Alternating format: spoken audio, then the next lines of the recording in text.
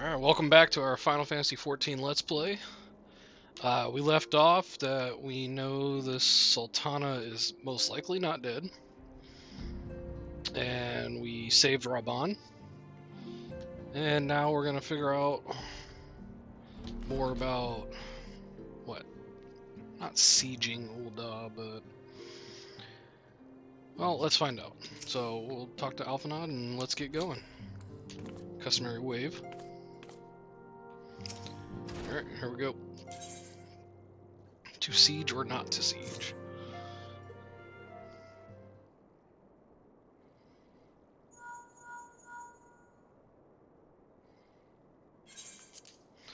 Tataru.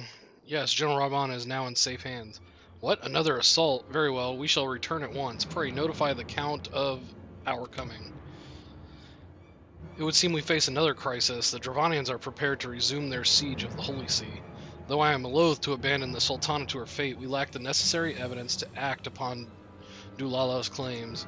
That being the case, I propose we leave Marshal Terrapin and the others to investigate and return with all haste to Ishgard.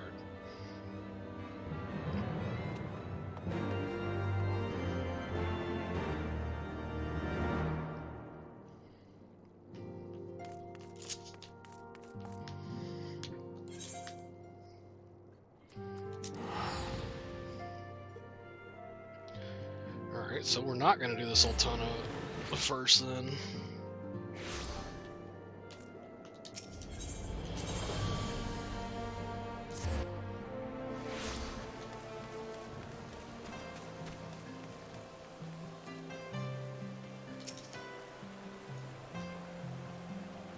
Ah, there you are. Sorry for cutting your reunion with General Raban short. I wouldn't have bothered you, but the city's awash with rumors of another Dravanian attack, and Lord Haurchefant was desperate to get a hold of you. Speaking of whom, he and the others are waiting for you inside, so you'd better head in. Alright, I guess we'll go talk to Haurchefant. See what's up. See what's going on with this dragon attack.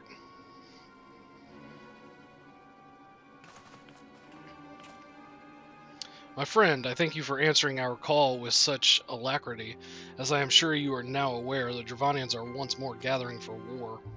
Master Ridge, Master Levior, I must apologize for this abrupt summons, but we thought it best to have Mistress Tataru contact you by the most direct means available. When the Observatorium's bells toll, 'tis a warning that cannot be ignored. The Holy See has ordered that we make ready for battle. In case you haven't heard, a band of trappers returning from the west claim they saw a cloud of dragons big enough to dim the midday sky. Nidhogg's minions gather once more for war.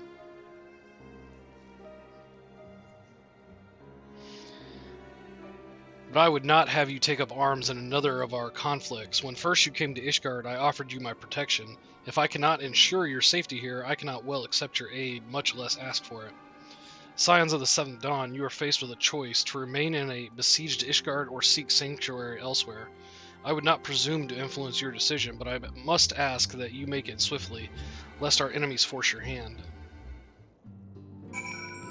Well, you already know that we're going to help you.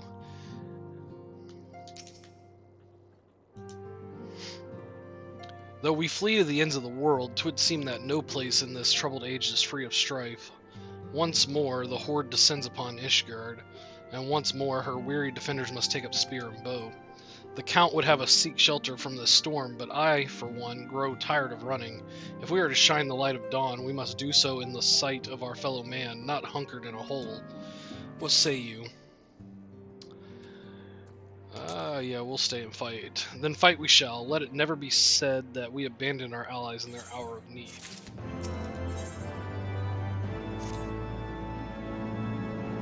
The choice we make this day may have grave implications for our order.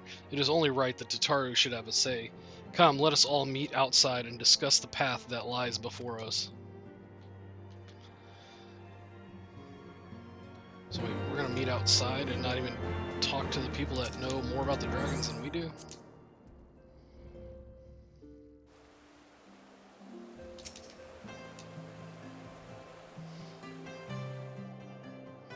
Alright, Alphanod, what do you want to talk about? Ishgard cannot well endure another assault. Even should her knights succeed in turning back the horde, the casualties will be catastrophic. But what other choice do we have? It's not like we can talk it over with them. Dragons and men aren't exactly on speaking terms. With certain notable exceptions.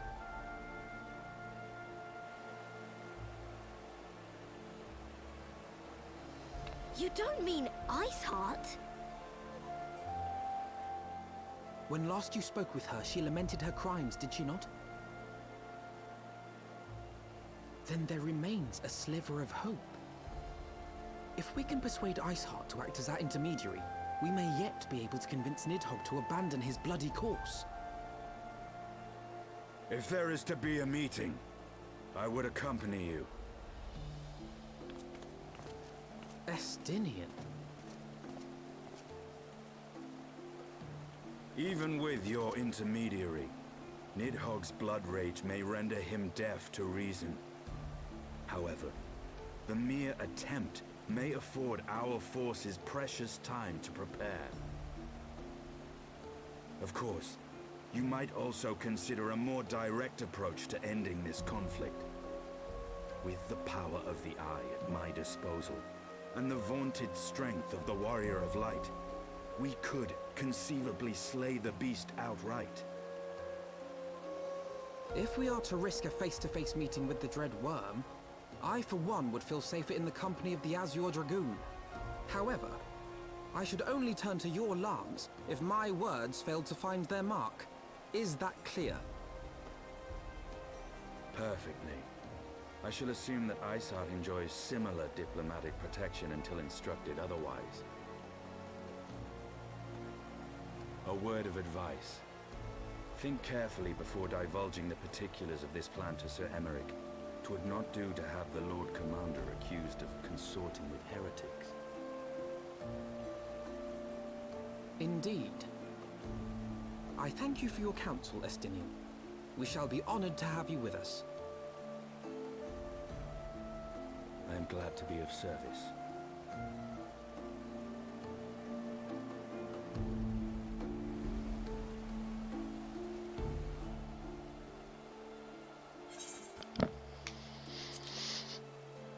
We have chosen a difficult road, yet even should we succeed in winning Iceheart to our cause, our plans for parley will swiftly come to naught should the Holy See decide to strike first against the Horde. We must petition the Lord Commander's aid ere we set forth. I only hope that Sir Emmerich will be willing to muzzle Ishgard's forces on the strength of our vague assurances. Tataru, I would ask that you remain at Fortomp Manor and inform the Count of our decision. Tell him that the Scions of the Seventh Dawn mean to do all in their power to ensure that Ishgard and her people survive. Yes, sir.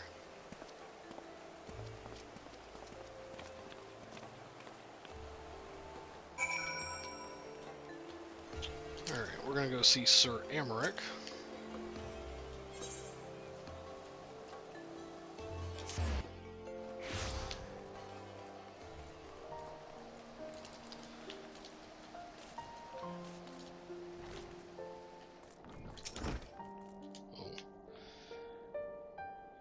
You would speak with the Lord Commander, make it quick. I want the defenses of the Outer Ward rechecked. See to it that the ballistas are in good repair and supplied with enough ammunition for a prolonged siege. At once, my lord.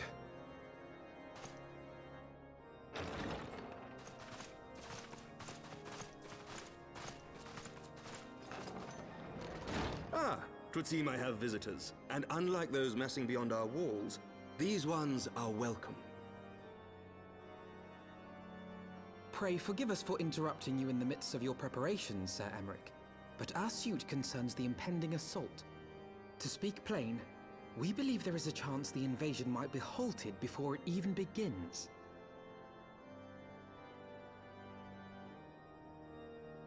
I can divulge little more at this time, but I must nevertheless request that you advise the Holy See to refrain from launching any preemptive sorties whilst we seek to put our plans in motion.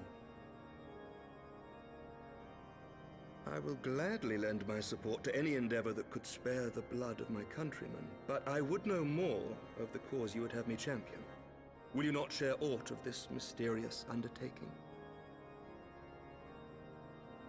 Know that I have offered my lance to aid in this endeavor. I cannot claim that its success is assured, but our actions should serve to delay Nidhogg's advance at the very least. Which is more than can be said for the ill-conceived counterattack advocated by the sea's more vocal crusaders. They offer glorious death, but little hope of victory. Aye, their proposal does not inspire confidence. Our resources should rightly be spent shoring up the city's defenses. The Azure Dragoon and the Warrior of Light sallying forth together to face the dread worm Nidhogg.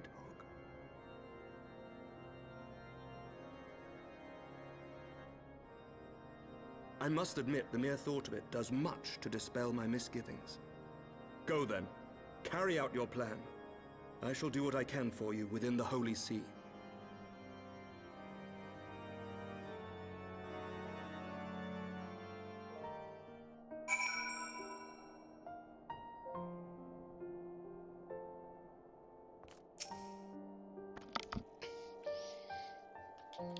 Alright, so, got his blessing. Having secured Sir Emmerich's support, we may proceed without fear of a preemptive Ishgardian attack, which is not to say we can afford to dither. History tells us that the Dravanians will attack as soon as their horde reaches a critical size. Before that happens, we must needs track down and win over the Lady Iceheart, and then locate and parley with Nidhogg. In short, time is against us. If you are ready, Estinian, let us be about our task.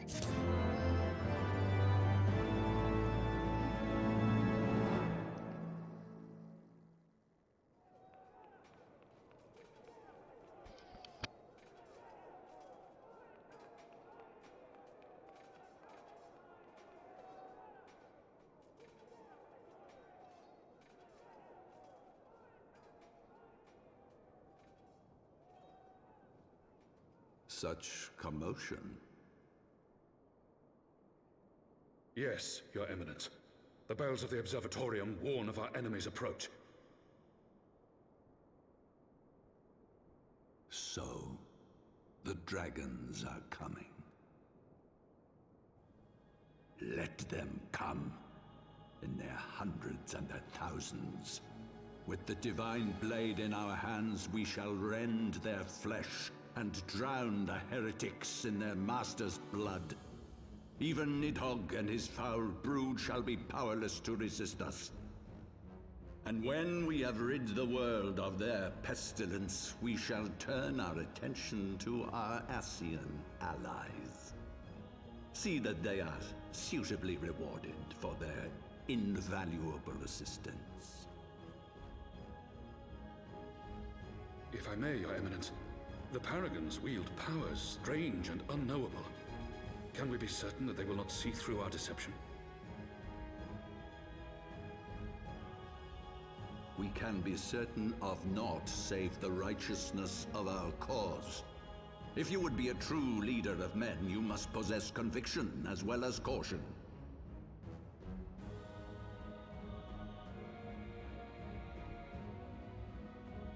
We seek to excise the root of an evil that has blighted us for 1,000 years. The risk is worth the reward. And what of Estinian and this Warrior of Light? They have plans of their own. Leave them to their purpose. We must each play the role we have been given. You and your chosen brothers most of all.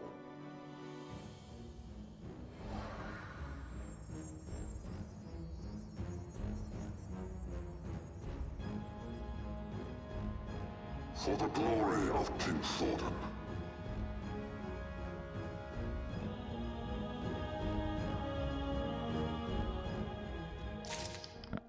So the Knights 12 have some kind of power we don't know about.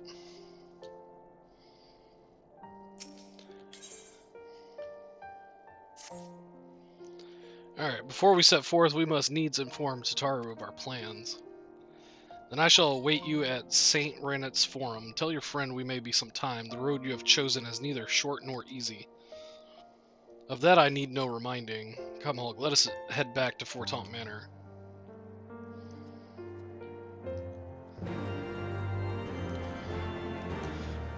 Alright, so they're gonna double-cross the Asians. Sounds like a really bad idea, but if that's what they want to do. Obviously the Asians gave them some kind of power we are unaware of.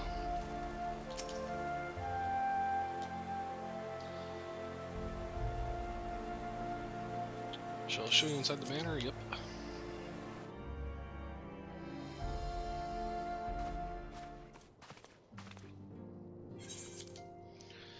Our course is set, Tataru. It may be some time before Hulk and I return to Ishgard.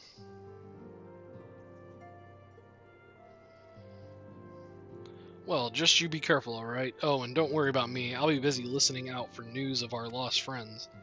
If anyone can find them, it is you, Tataru. Farewell for now.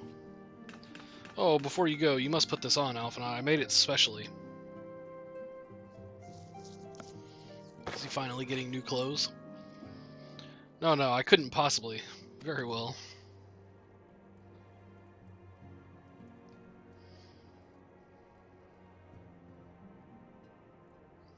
By the 12, it fits perfectly, and the quality is actually rather good. I'm glad you like it. I've been practicing my needlework while I listen to rumors and the like. A good receptionist is always learning new skills. My thanks, Tataru. Whatever else awaits me upon the road, I shall not fear the cold. 'Twas the least I could do. Now I must be getting back to the tavern, or I'll never catch up with all the gossip. Best of luck on your journey.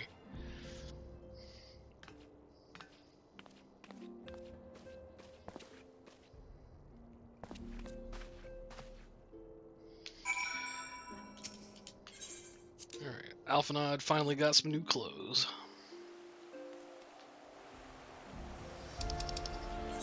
Where are we meeting him?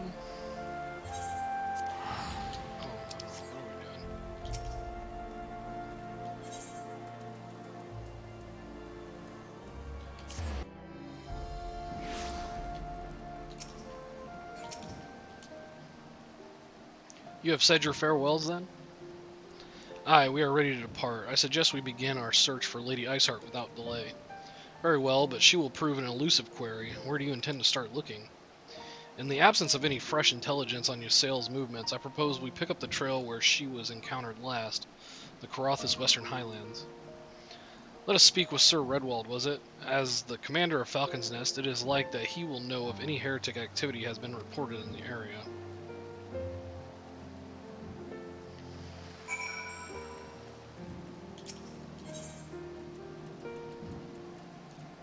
That can only take us there.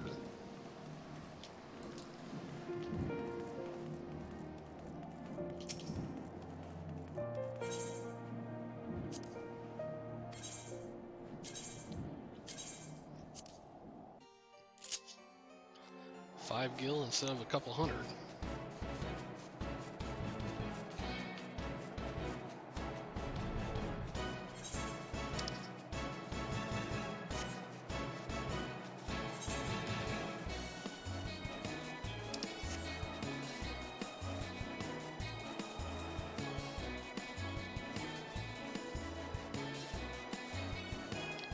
Looks like there's a cave down there.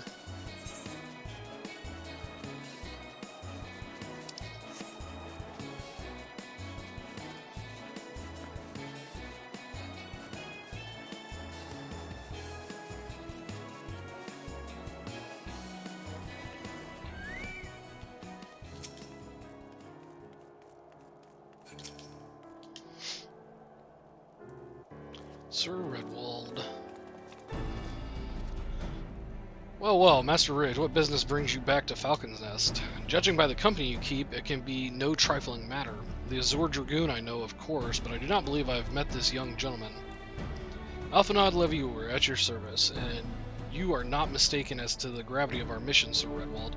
As I am sure you are aware, the Observatorium has warned that the Dravanians gather for another assault.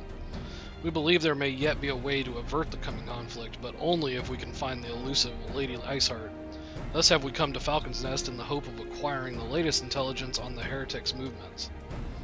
I see, then you would be best served by speaking directly to my men. A patrol is due to return from its sweep of the surrounding lands at any moment. You may also wish to question the knights assigned to pick over the remains of the heretic refuge at Gorgagnon Mills. 'Tis possibly they have unearthed information that could be of use to you. Master Ridge knows well the place I speak of, for it was he who first discovered it. Let us divide our forces in. I will stay and await the return of the patrol while the two of you visit this refuge. When I have completed my inquiries, I will join you there. A wise use of our time. Come, Hulk, I am eager to learn what Sir Redwald's men have found in the heretic's lair.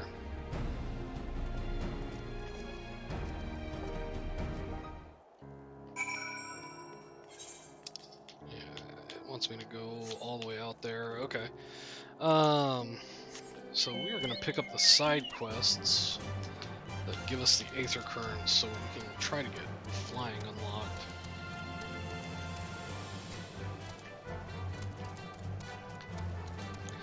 Like this is one right here.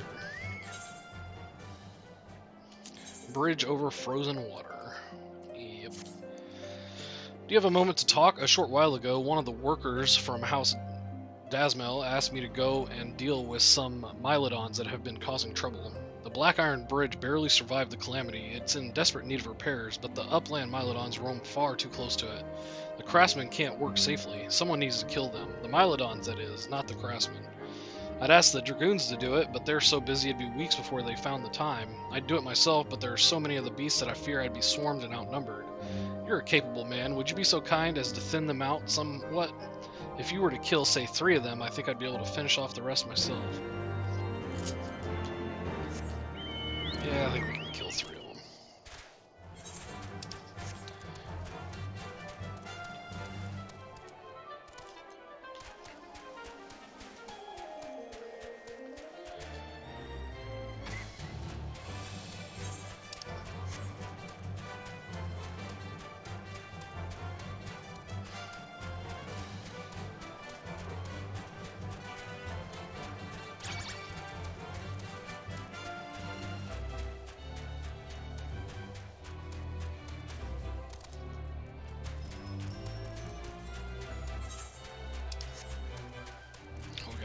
The bridge. Okay.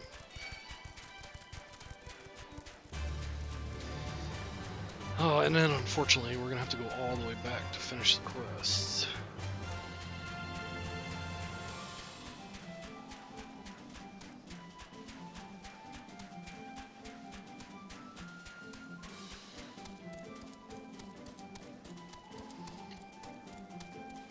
And if I remember right, the last quest to give us an Aether Current is actually the dungeon of this area, so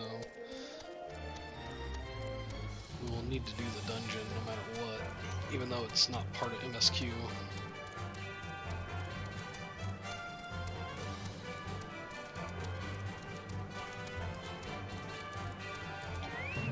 There, we can join this free. Actually, oh, I'm too high level.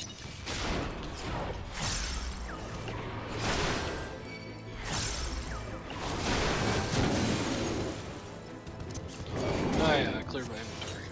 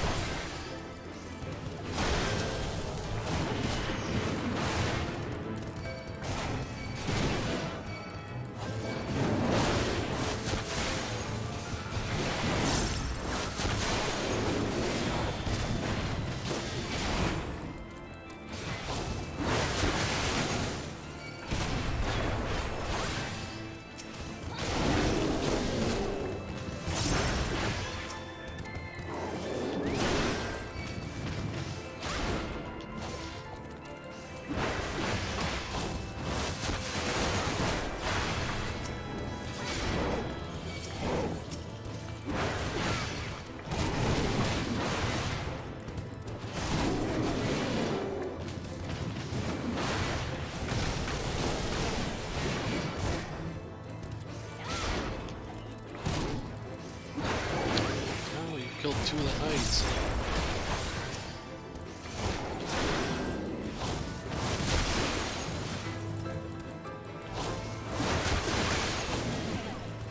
Look how they like throw snowballs.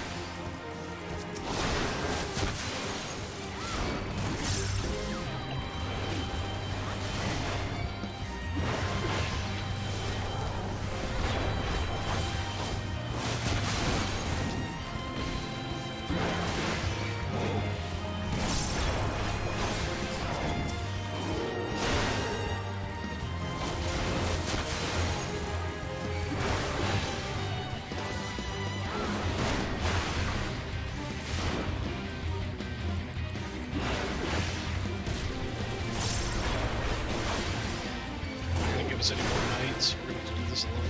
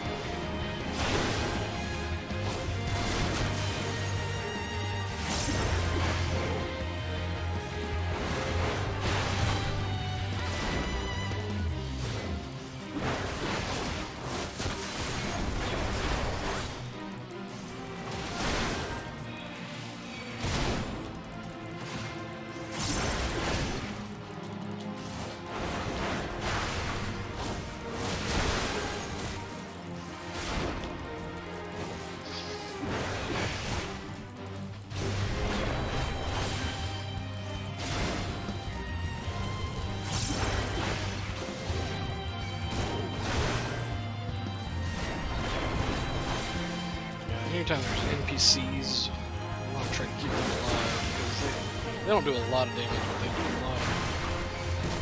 a little extra damage that speeds the stuff.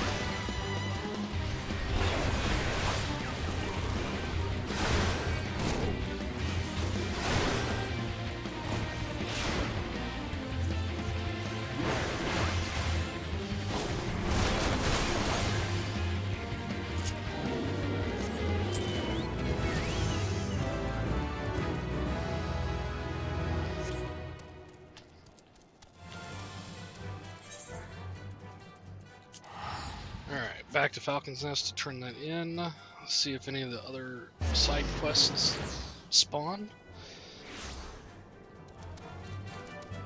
If I had to guess, there's probably one more here in this area. You already killed 3 of them? Thank you ever so much. You're not injured, are you? Here, please take this. It's your cut of the fee for the work. Incidentally, did you happen to see the farm on the far side of the bridge? Those Mylodons have made it difficult to access that area, and the bridge has been left to fall apart. After we repair the bridge, one day we might be able to rebuild that farm. Okay. Nope, none of the other ones unlocked, so... Let's see, that was the first one, right? Yeah.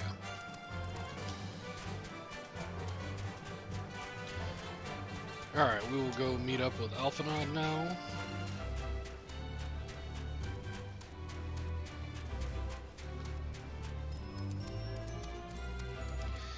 And hopefully track down Iceheart.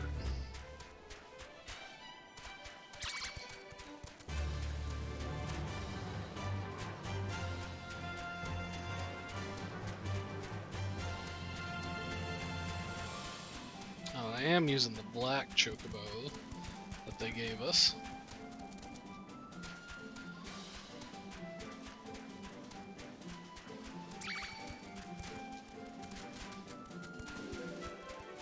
Kind of hard to see at nighttime.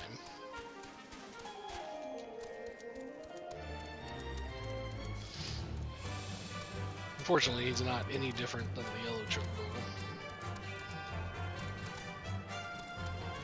Like, he doesn't even have different writing music.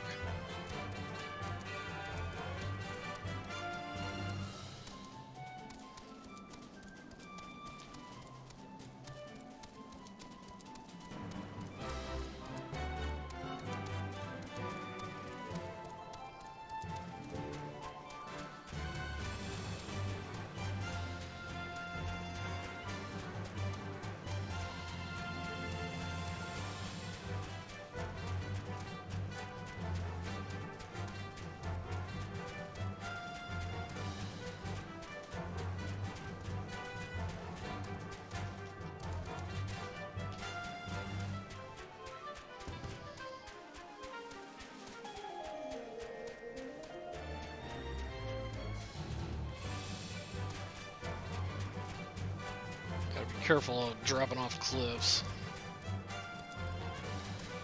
Too high, they'll put you at 1 HP, and then if you're getting attacked by something, they'll usually hit you after you've fallen and just kill you there.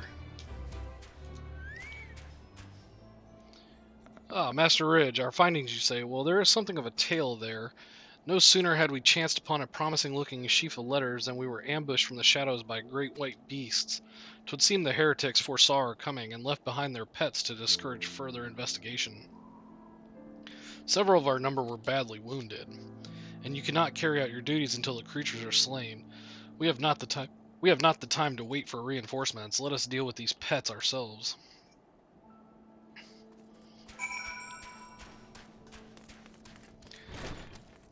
Oh,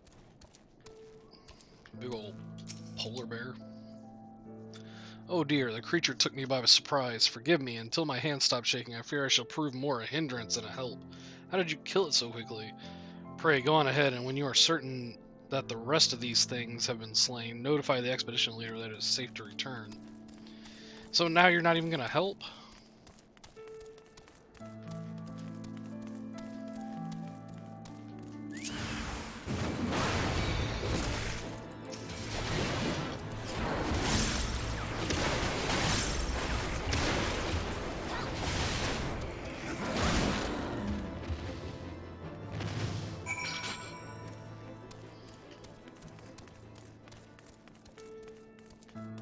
Killed that one quicker than I killed that the ones down there. Ah, Estinian. You made it. The beasts are slain then, my thanks. We may return to our duty without fear of mauling.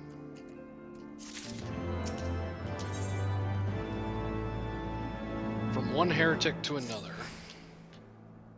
You wish to track down Lady Iceheart, is this not so? The records we discovered ere those beasts mauled my comrades appeared to be some manner of correspondence. We had not the luxury of perusing their contents more closely, intent as we were on surviving an onslaught of fang and claw, but I'd wager those epistles contain more than friendly salutations betwixt lonely heretics. My interrogation of the patrol proved fruitless. Either we divine some clue from these letters, or we wander the snowfields and pray that the gods lead us right to Iceheart's door. 'Tis hardly a choice at all.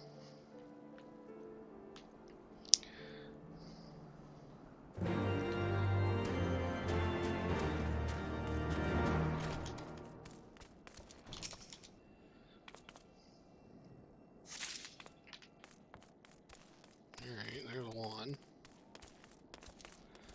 Gotta assume the rest are downstairs.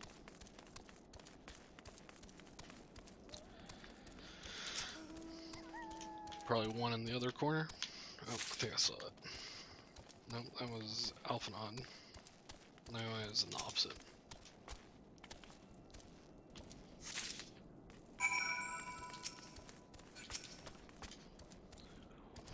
Have you recovered much of the heretics' correspondence? I picked up 3 of them. Splendid. Added to the contributions from Master Livior and Sir Estinian, we now have more than a dozen letters. What have we here, then? Every one of these pages is a record of the dealings betwixt the Gorgana Mills heretics and their fellows in the Akafa amphitheater. There are requests for foodstuffs, clothing, and all manner of provisions. Iceheart's followers must yet inhabit the ruins we had thought abandoned.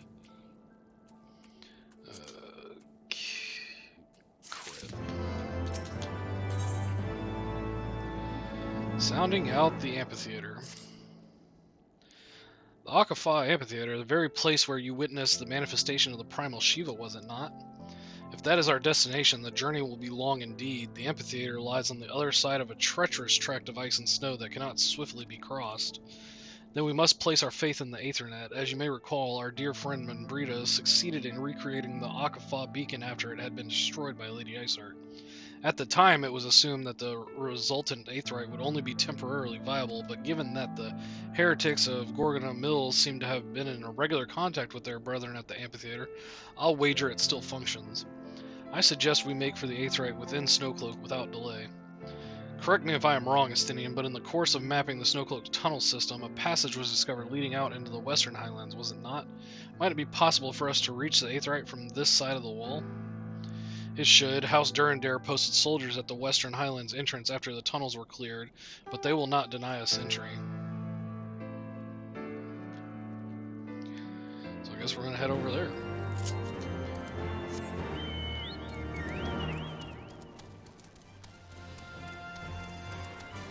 Oh, camera got stuck on the stairs or something.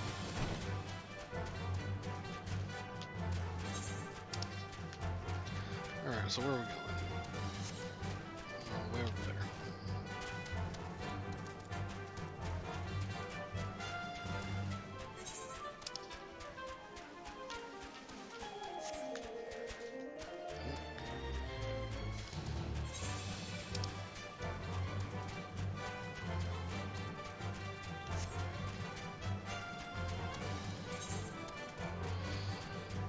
Yeah, I don't know if it's possible to unlock or uncover the entire map until you have flying.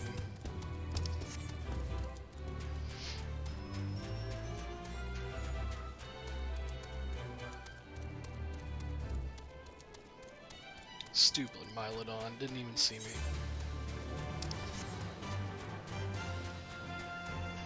Yeah, if we're gonna fall from here, we gotta be careful not to get attacked.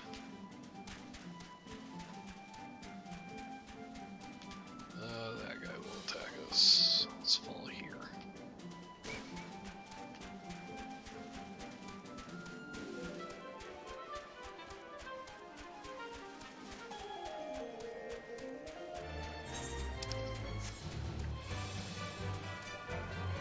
Still going down.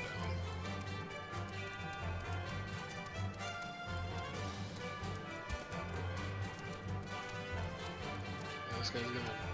Oh, he didn't see us. Wow. Okay.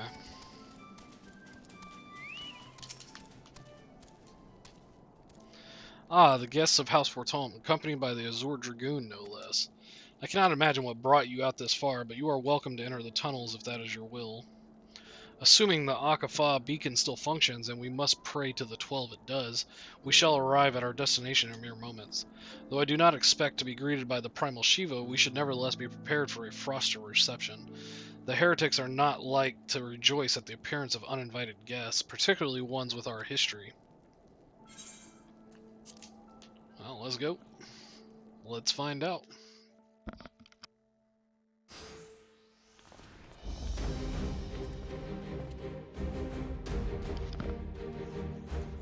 An impressive structure. I wonder how many ages it has endured. Mayhap you should ask its occupants. They seem a friendly bunch.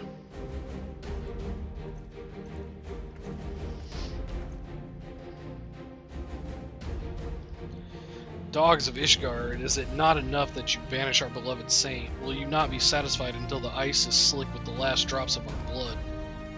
Stay your weapons. We come under the flag of parley. We wish only to speak with your mistress, that we might broker a peace. You think us fools, boy? It will take more than honeyed words to earn our trust. You walk with the Dragon Slayer, and we know all too well what he is capable of.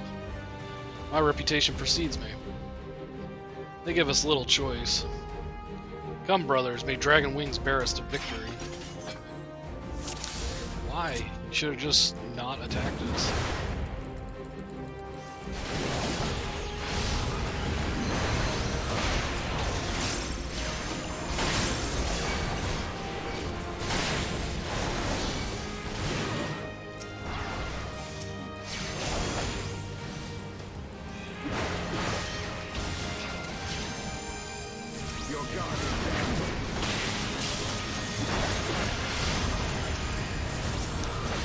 Get out of the way.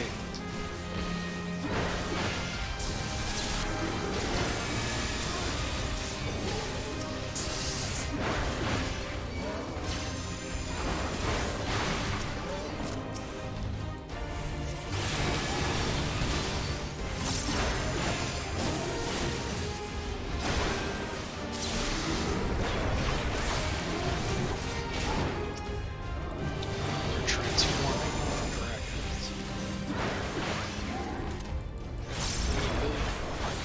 Oh shit.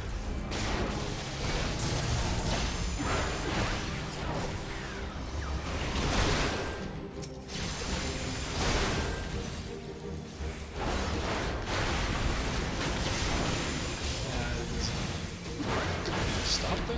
No.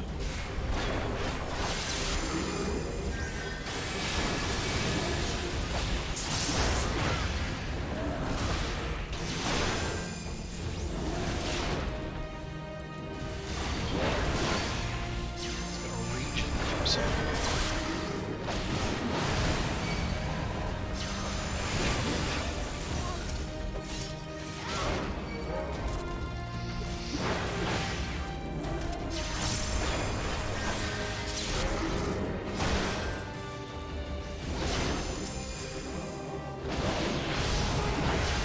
Do this way.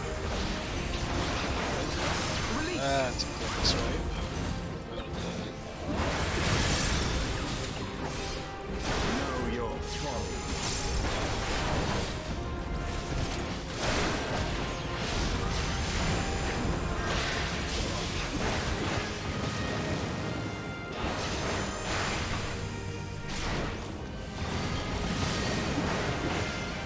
Oh, got it.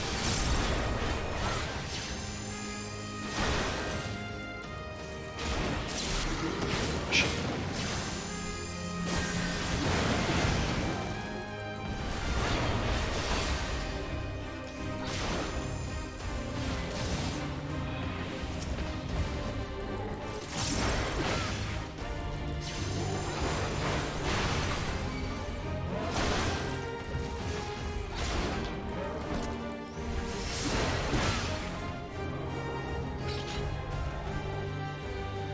Man, we came here as a parlay. You decided to attack us. They fight like demons, 'tis death to remain. Fall back, brothers, retreat to the cinders.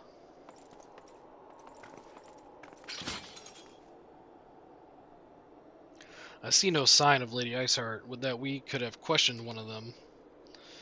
What would you ask that we do not already know? They make for the cinders, and so must we.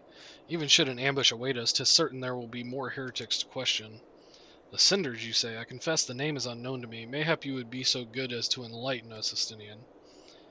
I suspect it's the heretics' way of referring to the Dreaming Dragon, an island of sorts found in the mists of the frozen lake of Ashpool. Some 500 years past, 'tis told that the Azure Dragoon of the age fought a dragon of titanic proportions. After a savage struggle, the mighty creature was weakened unto the point of death, and forced into a magic slumber by an entire chapter of the Holy See sorcerers. Ere long, a rain of ash and cinders did begin to fall upon the sleeping serpent's motionless form, covering the creature at length in a shroud of gray. Of course, a thick layer of ice has since formed on top of it, but you may be sure I speak true. A fascinating tale. We should make haste to this Ashen Isle.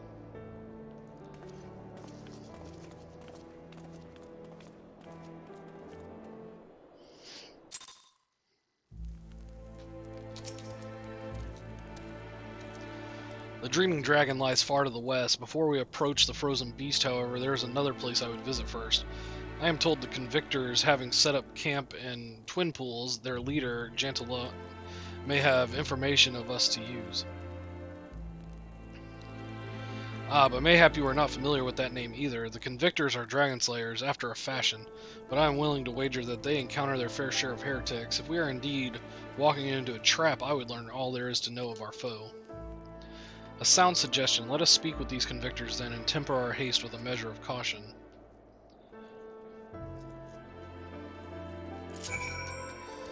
Now we gotta run all the way almost to the other side of the map.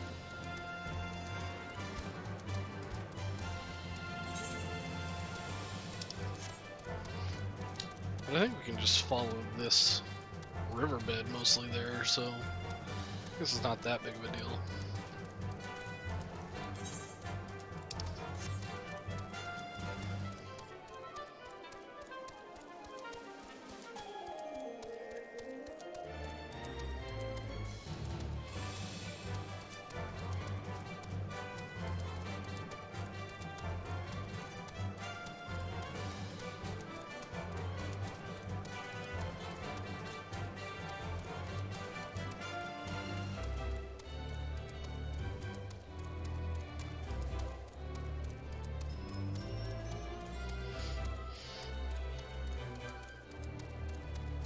Yeah, this brought us out when we first was tracking Iceheart.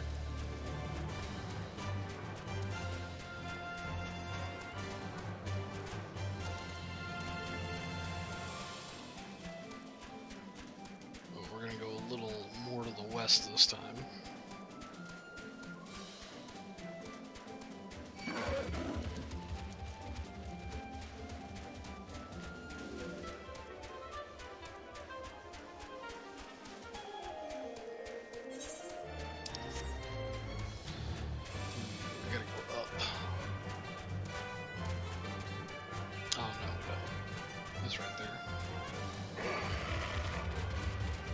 Up was misleading on the map.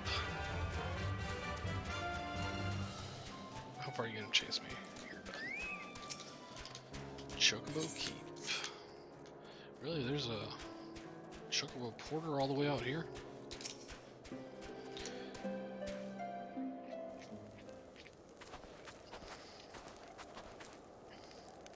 Well, well, what do we have here? Hoping to join the esteemed ranks of the Convictors, are we?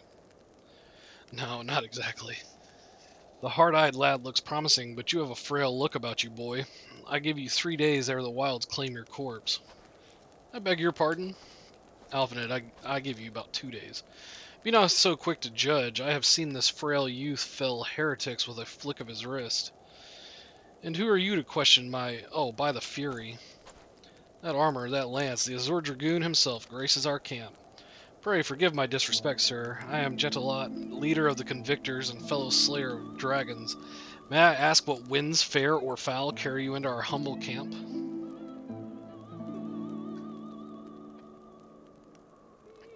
Ah, Lady Iceheart, is it? I know her by reputation, but I'm afraid I've seen naught of her or her people. That said, my own men can be somewhat lax when it comes to making reports. You may wish to question them yourselves. Thank you, we shall. Augustinian, let us make our way through the camp and see what information there is to be had.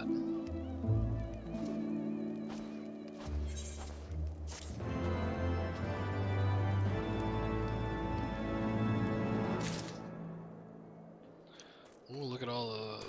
We got 2 quests, 2 of the side quests. Yep, let's do those. I remember you, how could I forget? Well, we just talked to you. You're the lad who was in the Azure Dragoons company. Since you are here anyway, perhaps you might like to try your hand at a spot of hunting before you depart. See for yourself what life is like for us Convictors. The Dravanian horde is stronger than you might expect. Unless you've been at it for years like I have, I think it's prudent to start with something simple and then work your way up to dragons. I suggest rooms. Slay 3 of those, then come back here. Consider it a warm-up.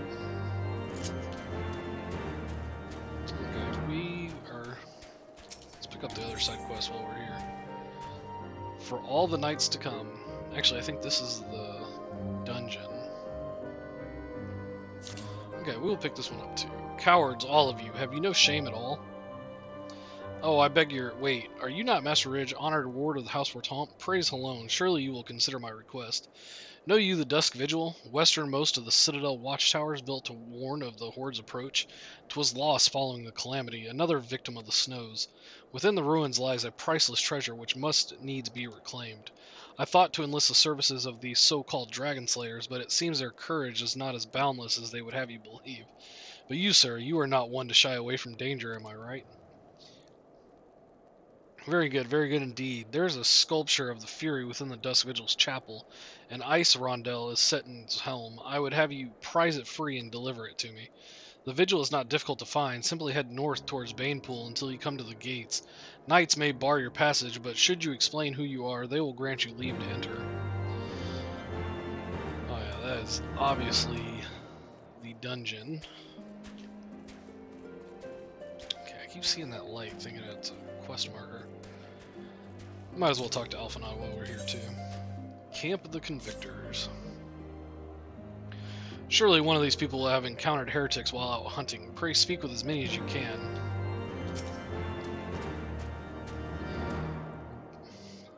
Boorish? Banneret? Nay, I know of no heretics. Do you honestly expect me to keep track of every Rotmo, Vermont, and Bertinat that wanders in and out of the camp? Were those last names? I have no idea. Are there any heretics in the area? I have not the faintest idea. Why, a heretic could pass under my very nose, and I should be none the wiser. I hunt dragons, my dear fellow, the big ones. Forever do I scan the skies for signs of my prey. I care not for the miserable creatures that scurry upon the ground. But technically, aren't you a miserable creature that scurries across the ground? Looking for heretics, you say? Why don't you go and bother Paraqua or someone? I've enough trouble keeping these preening fops fed and clothed as it is. 'Tis no business of mine what folk do with themselves out there in the wilds. Alright, what do you got?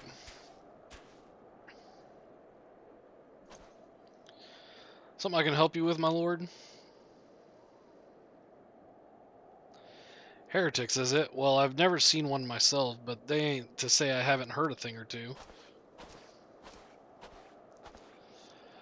We would be grateful for any information you can share with us. The gods know we've gleaned precious little from talking to the rest of these people. If it please, my lord, I am Paraquat, a soldier by trade, though not much of one, if I'm honest. It weren't for the love of stabbing folk that I took up the spear, see? No, it was by order of Sir Jantelet's father. Still, as long as they keep paying me wages, I ain't fussy as to what they have me do. Not everyone's as patient as me, though. Plenty of low-born lads who get pressed into service start grumbling before they've ever seen their second battle. And once they've got to thinking how unfair it is all, I don't take much of the heretics to turn their heads.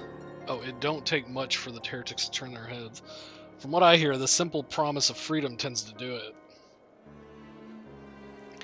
That may explain how Lady Iceheart was able to expand her following so swiftly. Sad to say, some mates of mine gobbled down the heretics' tripe and asked for seconds. Told me they were off to the Western Highlands to light a signal fire. That's how you let the heretics know you're serious about joining their ranks, apparently. Send up some purple smoke and the bastards come to you. Is that so? Why then, I am minded to start a fire.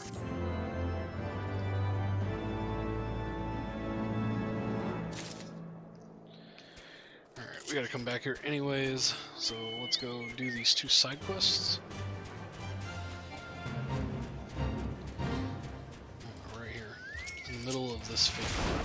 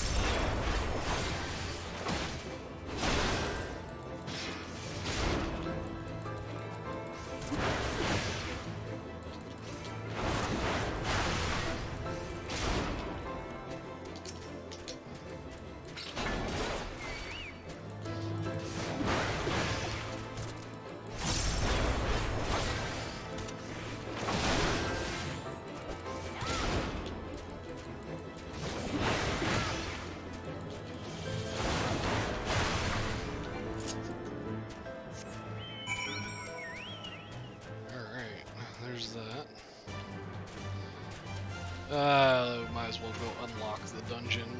We gotta do it anyways.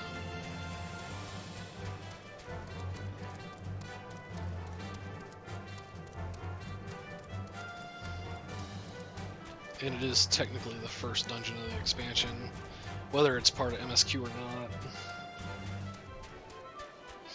Because I'm pretty sure it's level 51 or 50.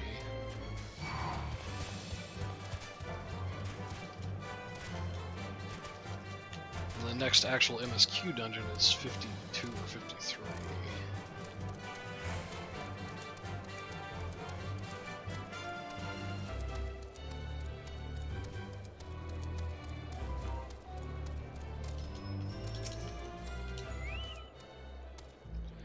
What's this? A ward of House Fortant wishes to enter the Dust Vigil. You are aware that the ruins are infested with wild beasts and gods only know what else, are you not? Why, just the other day, one of the convictors claimed to have seen a massive winged beast, not a dragon, mind, but something altogether different. But far be it from me to deny an esteemed personage the opportunity to kill himself in the new and exciting ways. Pray, go on ahead.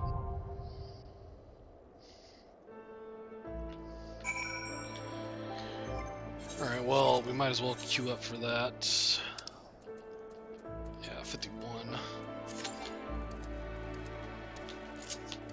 Oh, durability's low. And we will head back towards turning in the other quest.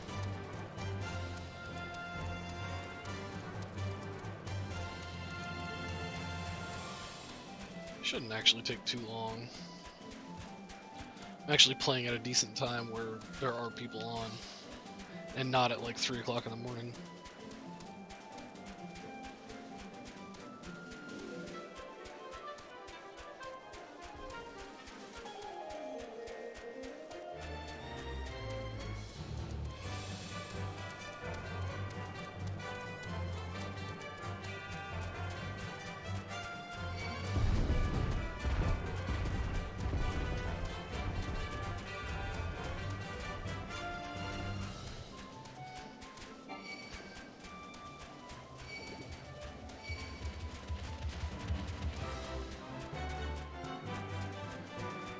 Oh, the bears didn't attack me because I'm too high level. Slain those rooms already, have you? How did you find them? Did they put up much of a fight? Good work, lad. Clearly the Azure Dragoon doesn't travel with mere amateurs. It sounds like those rooms barely put up enough of a fight to be considered a proper warm-up. You clearly know what you're doing. If you want to try your hand at hunting down some dragons, speak with me again sometime.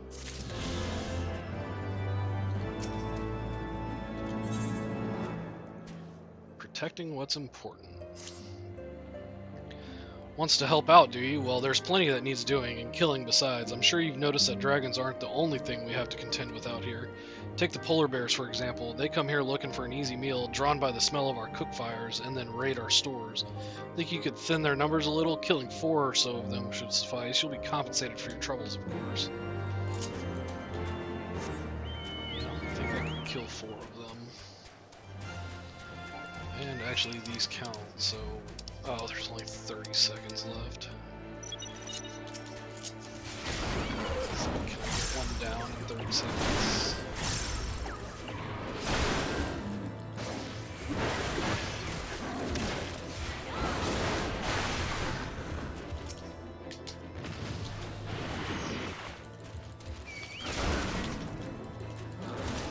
Seconds. Can I kill him? No, I don't think so. Not unless this doesn't warm.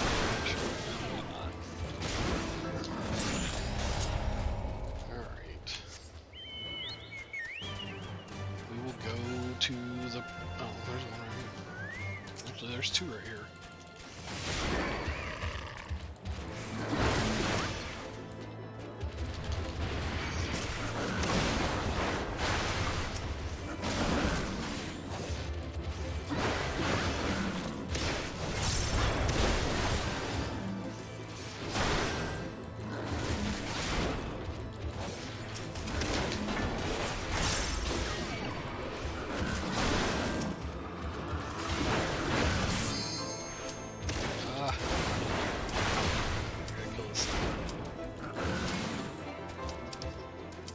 Alright, well, here's the first dungeon.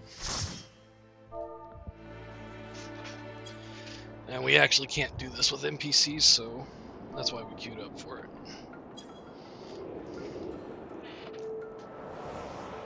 And our chocobo leveled up.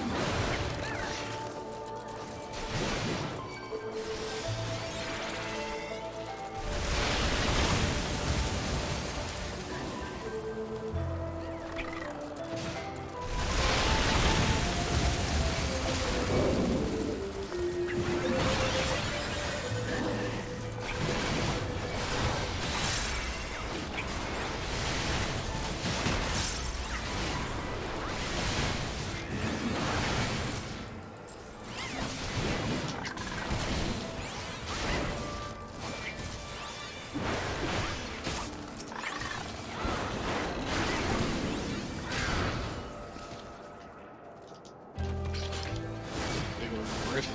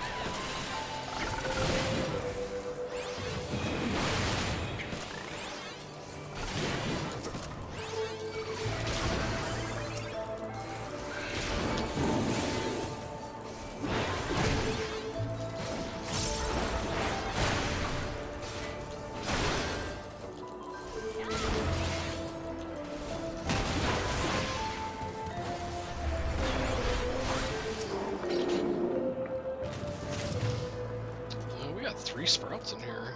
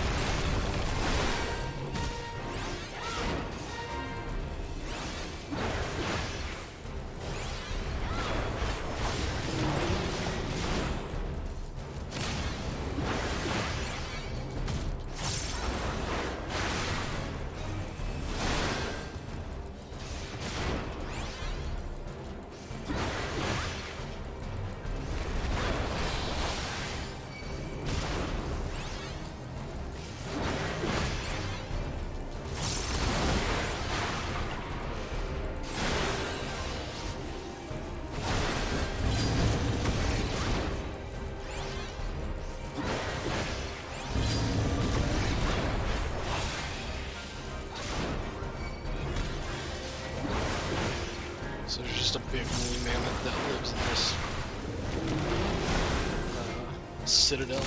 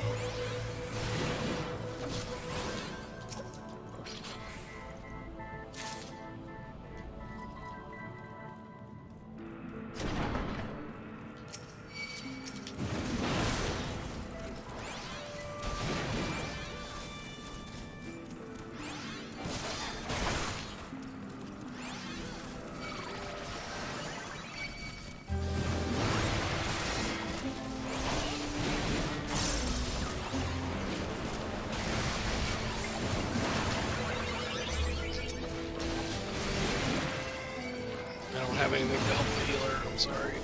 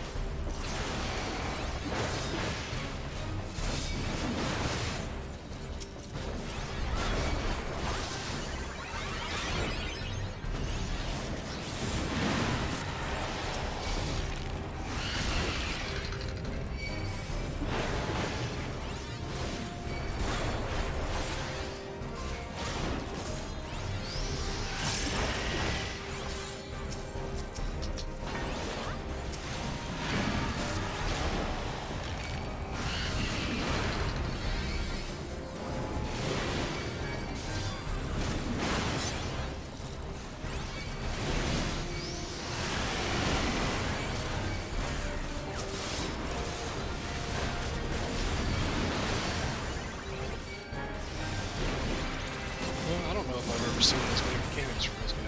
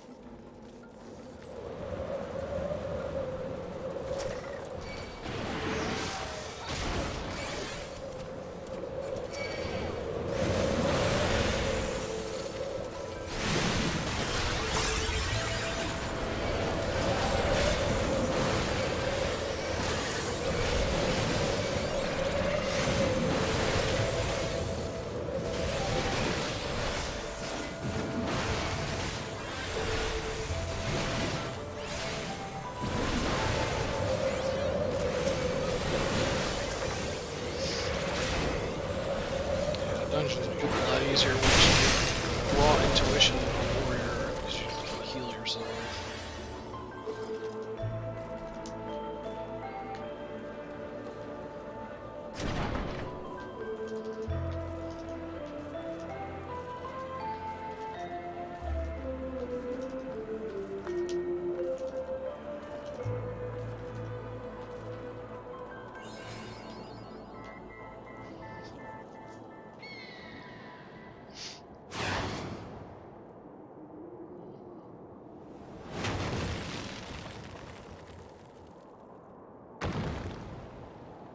Well, there's the precious gem you're looking for.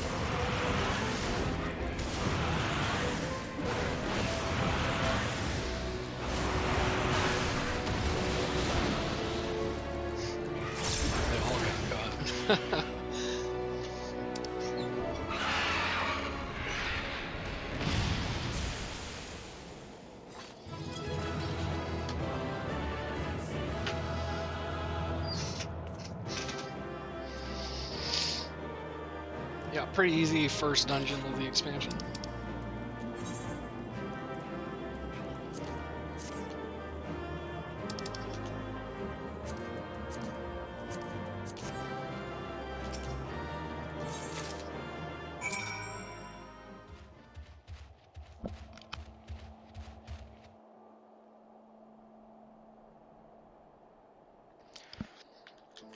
And look, we got lucky there. The key rider, right here. That should finish the other quest.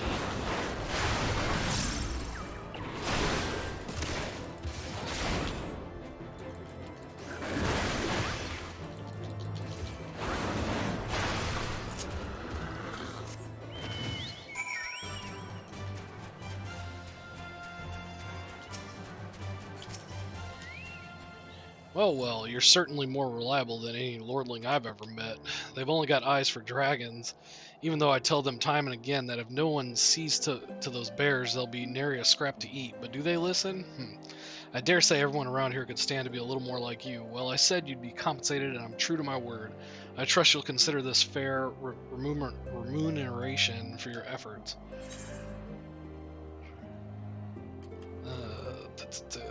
Yeah, we'll take the bacon.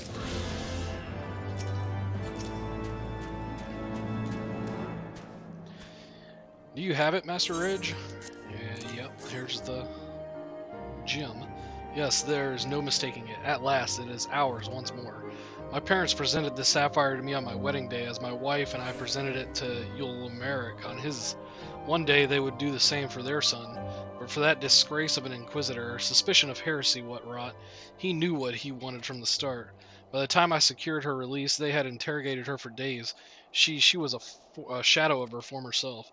But the final insult, the final twisting of the knife, was when my son took command of Dust Vigil and found the ice rondelle to be the centerpiece of the newly commissioned sculpture of the Fury. He couldn't prove it was the selfsame one which had vanished, but oh, he knew. But no more, no more. It is back with the family where it belongs. It is admittedly hollow comfort, yet in my waning years I must accept what little that can be had. Alright, perfect. What, we are one side quest away from flying, and it is not on the map, so we will just have to follow with MSQ. Oh, well, there it is. Purple flame, purple flame. If we are to lure our foes to our position, then we must find a means of producing a signal of purple hue. As it so happens, I once heard the tale of a trapper who dropped the hide of a woolly yak onto his campfire. Aside from the terrible stench, the story also described in detail how the smoke from the smothered flames was tinged deep violet. You are a monster hunter of some note, are you not? It should prove a trifling task for you to procure a number of hides. We may need to burn more than one ere the heretics notice our beacon. Master Alphanod, you and I shall gather wood for the fire. It will take the both of us to find enough dry fuel in this frozen wasteland. Let us meet again at the Dreaming Dragon with the fruits of our labor. Alright, so I gotta go kill a few yaks. Only 2. And then go meet them.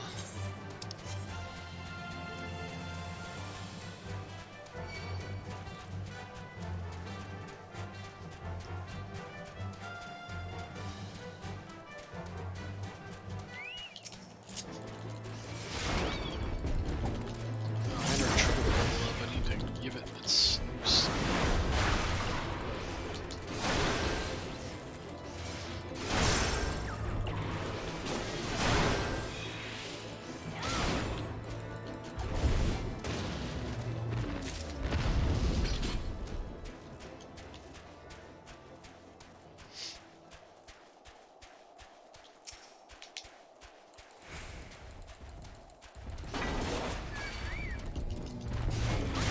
It's actually good that we're finishing this quest after, or finishing this enemy after we have leveled up our chocobo, because we're going to get more than we would have, more experience. Yeah, 70,000.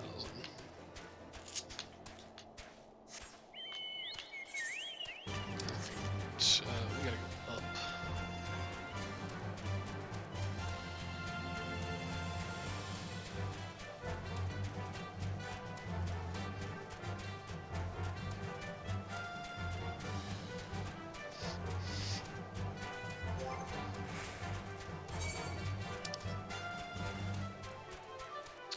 What's he get?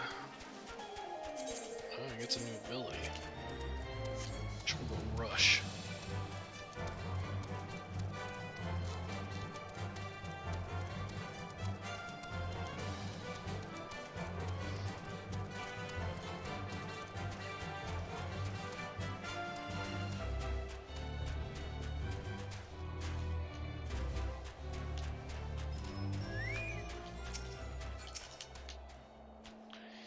It would seem that collecting firewood is a new experience for Master Alphanod.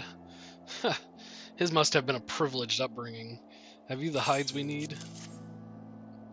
Yeah, can't you tell just by looking at him?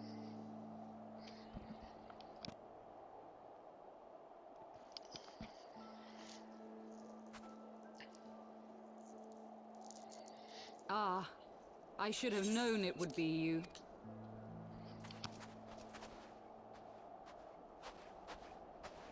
Word reached me of a struggle with a small but well-armed band of trespassers. Forgive my comrades their hostility. Few come here uninvited, and fewer still with good intent. Now, tell me why you are here.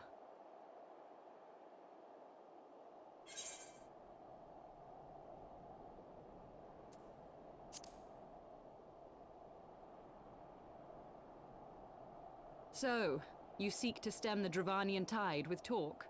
A romantic notion. If you but knew the truth, the spark which lit the flames of this animosity, you would understand the futility of your quest. Shall I relate it to you? The sordid history my gift has shown me, that which the Holy See has taken such pains to suppress.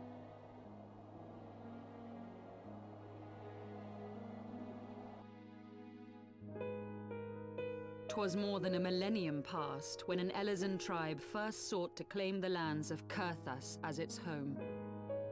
Unfortunately for them, Kurthas was already home to dragonkind, and they were not inclined to make way for the invaders. Thus did a bloody war begin, a war which might well have rumbled on until one or the other side was exterminated, had it not been for the resolve of a single woman. That woman's name was Shiva. While those around her fought and died, she attempted to parley with the dragons, and in so doing discovered them to be possessed of profound intelligence and reason. The great worm, Hraesvelgar, in particular so enchanted Shiva that she found herself growing to love the creature, whom her people considered a monster. In the eyes of a near-immortal dragon, however, the fleeting life of an Elezen is as that of a freshly cut rose. Scarce has the flower bloomed before it begins to fade and wither. Such melancholy musings plagued Hraesvelgar, who had found in Shiva an unexpected and beloved soulmate. He knew that all too soon, death would snatch her away from him. Unable to bear the thought of their separation, the maid bid the worm consume her, that their spirits might be entwined for eternity. Though loath to perform the deed, Hraesvelgar ultimately gave in to her plea, and soon thereafter the tale of their ill-fated love spread throughout the two warring factions. No more could they raise blade or claw against one another, knowing that the souls of their kin were so inextricably bound. In the days that followed, man and dragon learned to live in harmony, and together built a nation unlike any the world had ever known. For 200 years did this blissful age of peace continue, as it would to this day, had vilest envy not stirred in the hearts of the Elezen. It is said that worms owe their longevity to the boundless reserves of vitality found within their eyes. And 'twas in this belief that a traitorous band of knights deceived their allies of some 2 centuries, and took by force that which they coveted.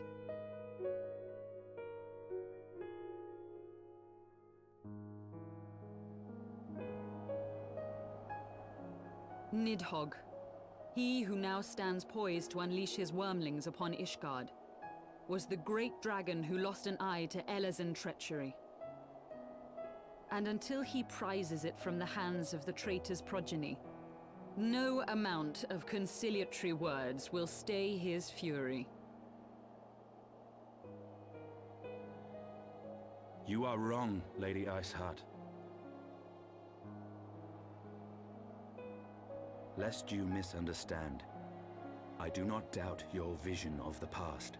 'Tis true that Nidhogg greatly desired to reclaim the Eye. Indeed, it was for that very reason that I kept it with me as I roamed the land, attempting to draw him away from the city.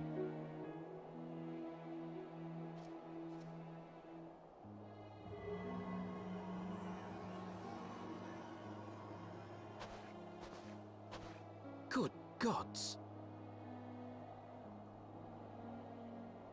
Until recently, Nidhogg seemed unable to resist its allure and pursued me relentlessly. Needless to say, that is no longer the case. Now, it would seem, he has fixed his attention on Ishgard itself, though he knows full well the eye does not reside there.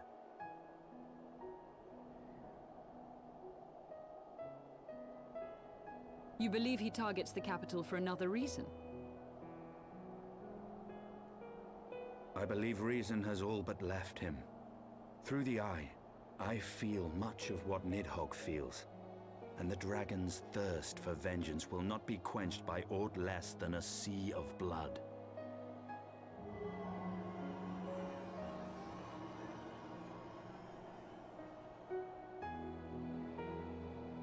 If Nidhogg is indeed lost to reason, might we not seek an audience with Hraesvelgr instead? He has thus far shown no inclination to aid in the invasion of Ishgard, and may yet welcome our efforts to broker a peace. You still believe that a peaceable solution can be found? Very well. I will take you to him.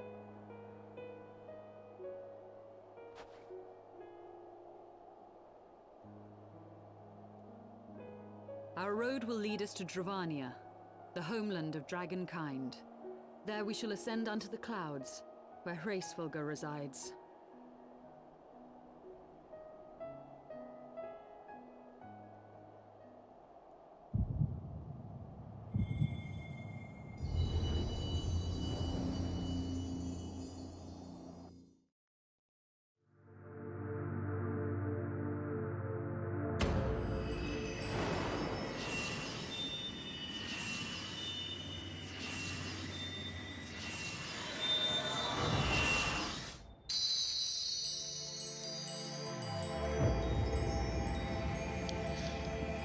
We're starting to get our blessing back.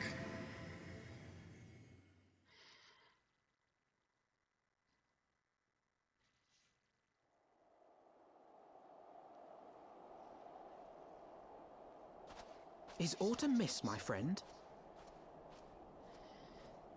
I sense the many battles are beginning to take their toll. Rest a while, and should you lose sight of us, Dravania lies beyond the mountains to the west.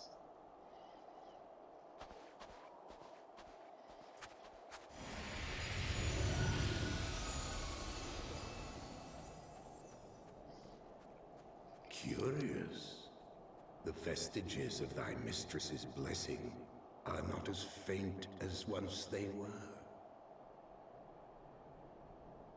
Thy will to succeed grants thee unusual fortitude. But will it be enough?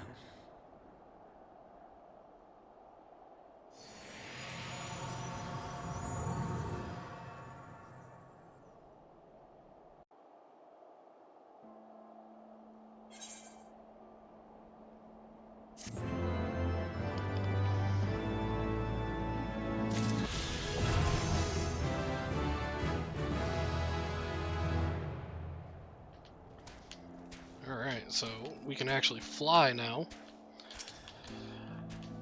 So according to Shiva, it is... Is that gonna be better? Nope. According to Shiva, it was Elizens, or mankind, that betrayed the dragons, so we're gonna go speak to Hraesvelgr instead and see what's really happening. Where the chocobos roam. You are Hulk, yes. Pray, address me as you sail, if you wish. 'Tis passing strange, is it not, that fate should bring us together thus? Never did I think to walk alongside the Warrior of Light. But history is full of such unexpected alliances. Shall we make our way into Dravania, then? The chill of the western highlands is unrelenting, and I would sooner be under the sheltering canopy of the chocobo forest.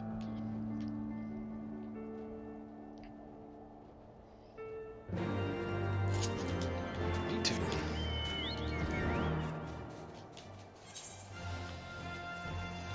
Ah, we can fly, thank God. Getting around this map is annoying without flying.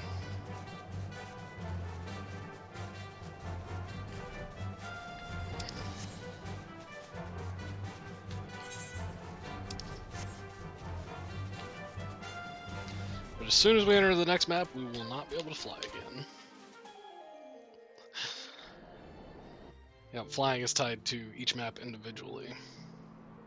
Beyond Abalathia's spine, the great mountain range that spans the continent of Aldenard from east to west. Into the deepening shadows of Som-Al, where lies the ancient home of dragonkind.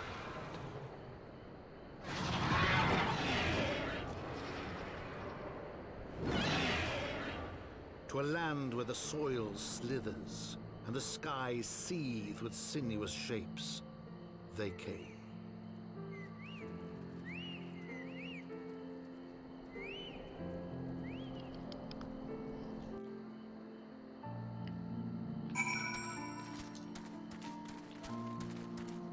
Oh, there's an aether current right there.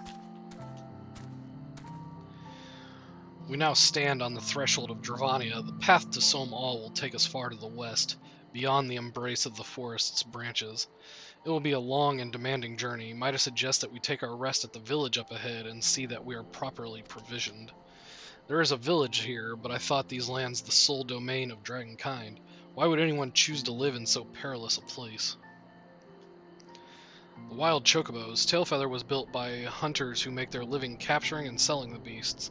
Their leader, Marsachomp, is an acquaintance of mine. Being a gregarious sort, he will no doubt welcome our arrival, and he will also possess more recent knowledge of the road we seek to travel. I trust there are no objections. Only to this ceaseless chatter. If we are to meet this acquaintance of yours, let us do it before Ishgard burns.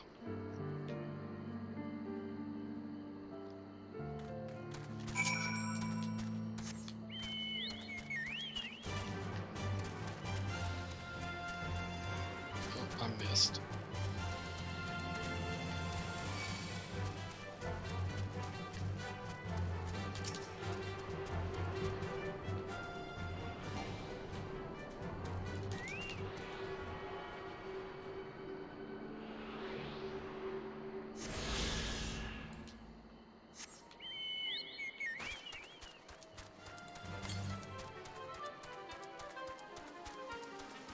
South and west. I think we'll have to wait for that one.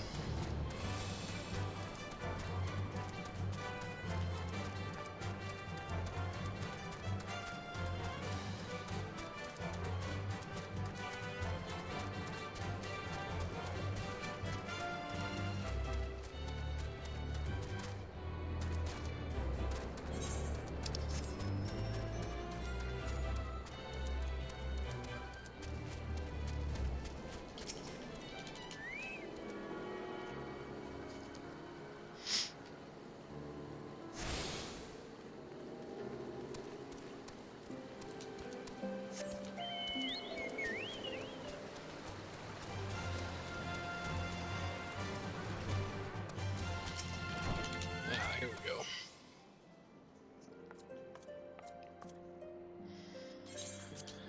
Well, tan my hide and call me Leatherface. We have visitors. Oh, and if it ain't the lovely sail, it's been too long, girl.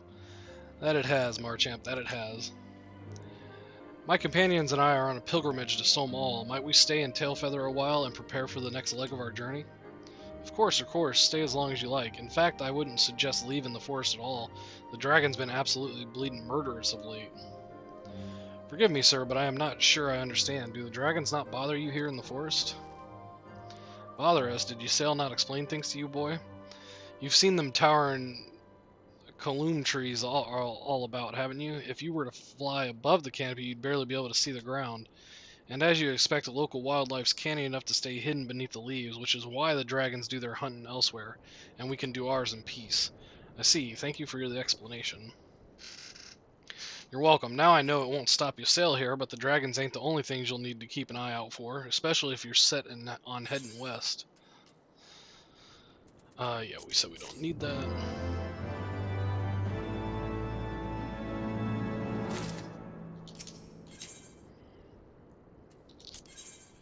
Oh, he's got 2 quests we need to pick up. Worse than dragons. I dare say you're wondering what could possibly worse than dragons, eh? Well, I'll tell you. The Bloody Nath. They're what you might get if you crossed an antling with a megalocrab and taught the thing how to walk on 2 legs. They've never used to stray far from their hives out of fear of the dragons, but they've gotten a lot more aggressive of late, sending out war parties for moms in all directions. They've even taken to harassing the Dravanians in their own lairs, if you can believe it. And when they venture into the forest, which is more and more, by the way, they certainly ain't afraid to come after my lot. I can only imagine how much worse it'll be closer to the Nass home territory. And you have another quest for us. I see you've been making the rounds, getting to know the hunters in these parts. Well, I really haven't talked to anybody. Well, how'd you like to help a real hunter? I'm overseeing 3 camps set up to the east, but the lazy sods ain't sent me a report in over a fortnight, and I'm too bleeding busy to be playing messenger. You look right fierce enough to get the information out of them. It's a simple job that'll earn you some coin. You can't rightly say no to that. If that tickles your fancy, then you'll need to talk to the leaders of each camp. Leonelf, Ginnerut, and Ambert. Hear what they have to say and get back to me when you're done.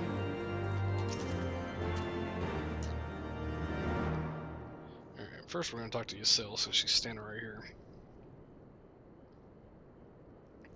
It would seem that much has changed in Dravania. The Nath were not wont to cause such strife when I lived here. You lived here in Dravania?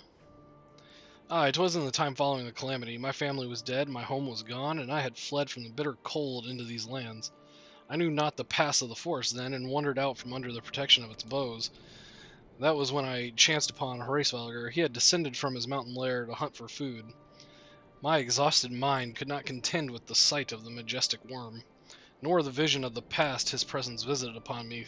Thankfully, Marsacham found my unconscious form at the edge of the trees and nursed me back to health, and in Tailfeather I remained for some time. Hence your familiarity with the locals, but I interrupted you. You were saying these Nath were once a peaceful people. Peaceful would not be the most fitting description. They are a fiercely territorial tribe, and any who would intrude upon their domain are attacked without hesitation or quarter. Outside the borders of their homeland, however, they were rarely hostile. Indeed, we were even able to trade with them on occasion. They have changed then, what of it? We have not the time to creep through the underbrush on some roundabout route. I say we make straight for Somal and crush any unruly insect we might meet underfoot. A more direct path then. Very well, let us follow the trail west of the forest and make for the statue of the Stained One. From there we should have a fair view of the road that leads to Somal, shall we? Alright, she wants to head west. He wants me to go check on the leaders in the east. So we're going to go check on the leaders of the east first. And it looks like it's going to take us right up to where we need to go anyways.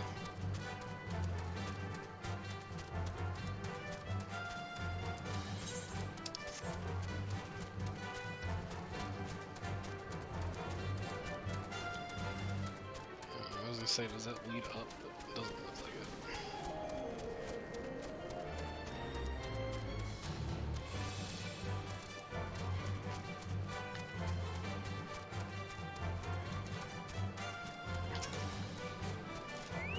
Leonolf. Aye, things are going well enough. Been running into a bit of trouble with those giant bugs in these woods, though. So the Nath are bothering them all the way over here.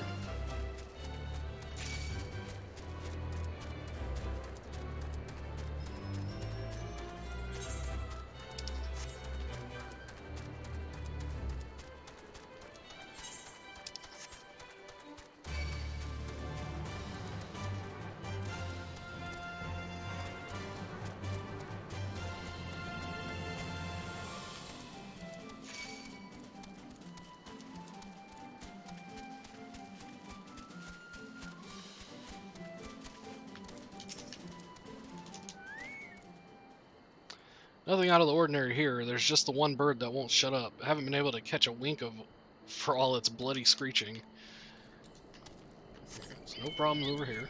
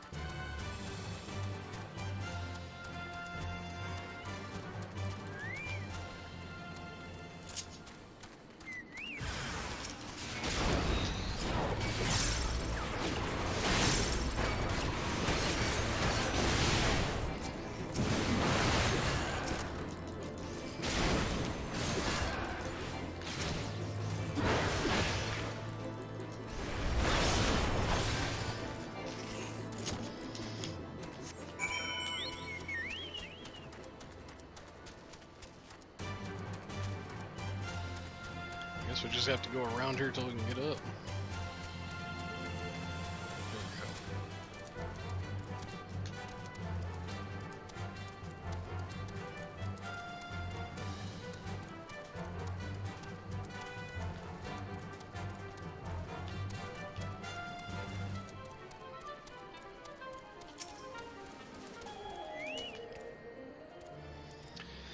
Had ourselves a bit of an incident the other day. Some fiend came stomping out of the tree line and gobbled up one of our fresh-caught birds. It wasn't a damn thing we could do about it.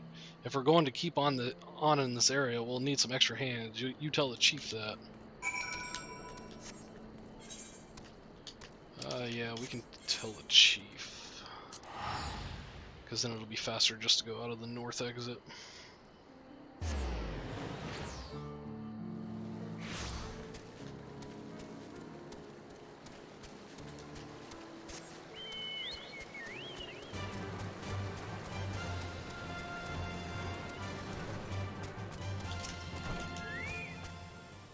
So they've all got issues, but none of them thought to ask me for help. Do they think I'll bite off their heads or something? At any rate, I'd best prepare to round up the birds from each camp. Thanks again for your help, friend. Say, since you've already struck up in an acquaintance with my people and all, maybe you'd be willing to lend them a hand. Seems they talk to you of their troubles readily enough. It doesn't look like any of the other quests popped up, so...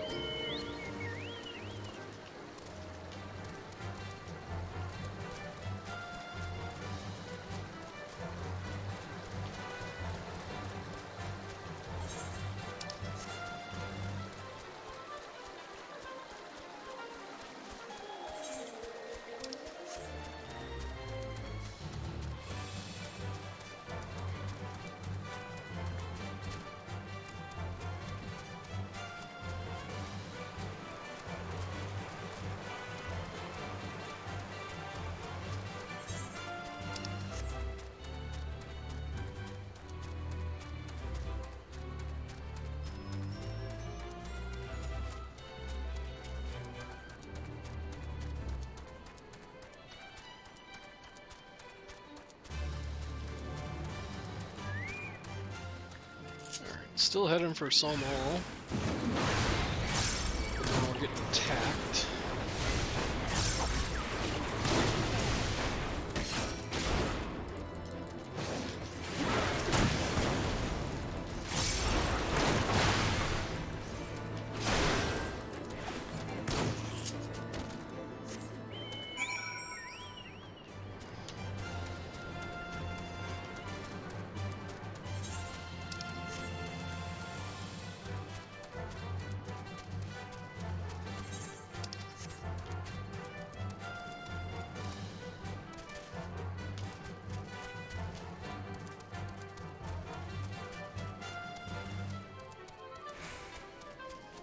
We've seen these.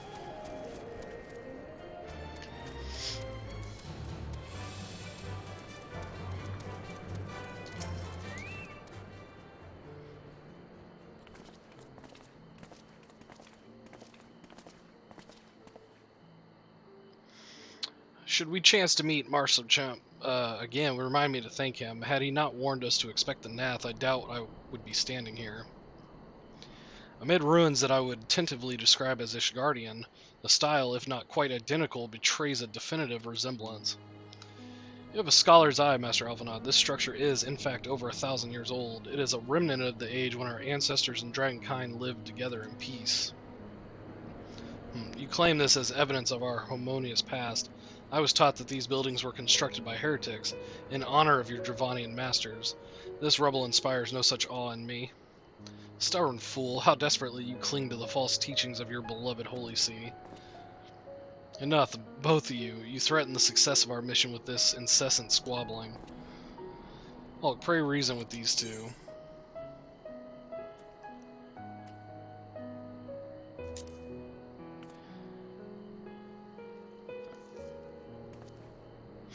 Quite. Lest you forget, our goal is to prevent a war which will claim the lives of Durranians and Ishgardians alike. If we are to accomplish this, you must learn to tolerate each other's presence. Trust in Hulk's gift. In time, the secrets of history will be brought to light. Let that be enough, Estinian. You would have me keep my counsel until Hawk's visions confirm the truth? Very well, but bait me not. Our meeting with Racevalgar will likely provide the catalyst Hawk's gift requires, as it did mine. Let us press on. Well, let's go meet with him.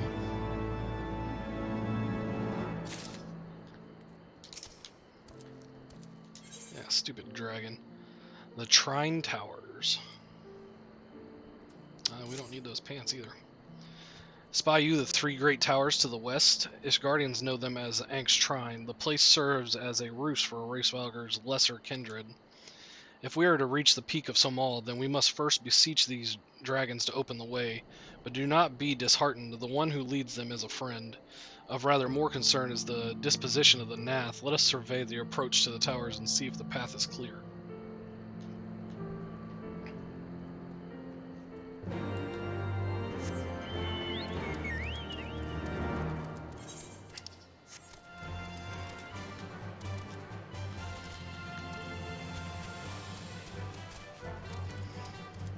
That's Nath territory in the background.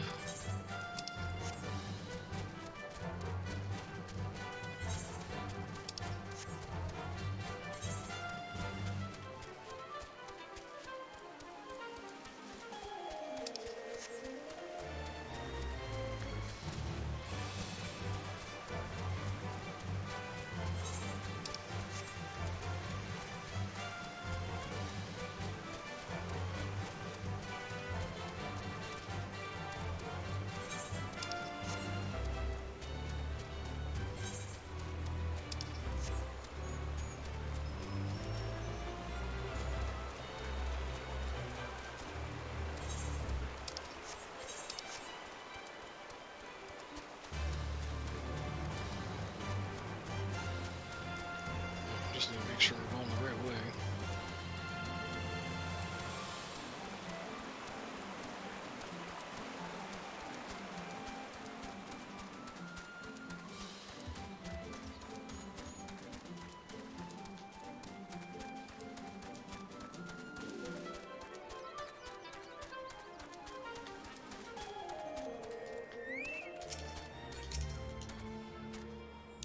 Tis as I feared, the road ahead is teeming with Nast soldiers. Marsachamp did not exaggerate then. These beastmen have grown brazen indeed if they would threaten the dragons so openly. Do they intend to assault the lair itself? I pray they do not. Mighty though my Dravanian friends are, they are yet vulnerable to the Nath's muskets. There is no route save the one before us. Should the beastmen offer a battle, we have no choice but to accept.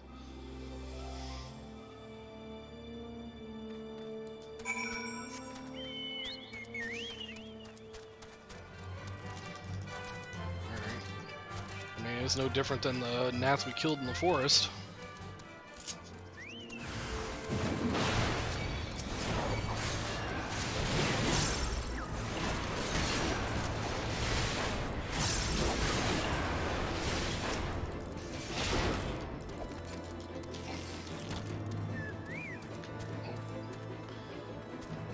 Spawn, where are you? Oh, there you are.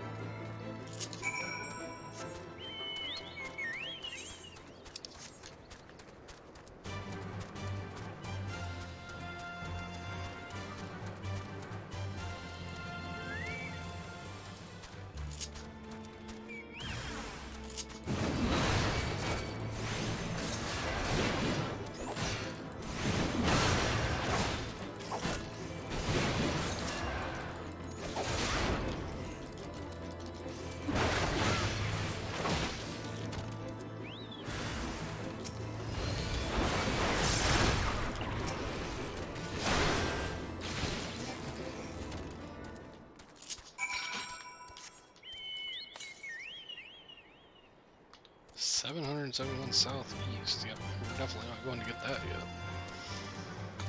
Yeah, once again, I'll probably get those off camera, just because it's running around all over the map.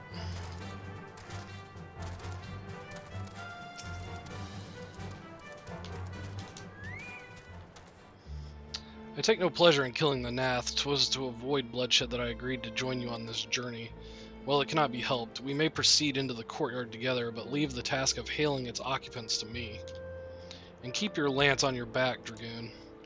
On my word to the Warrior of Light, I shall start no fight, only finish it.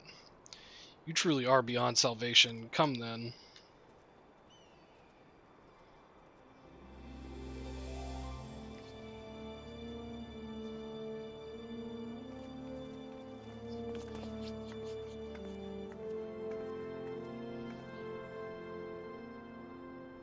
Vidofnir!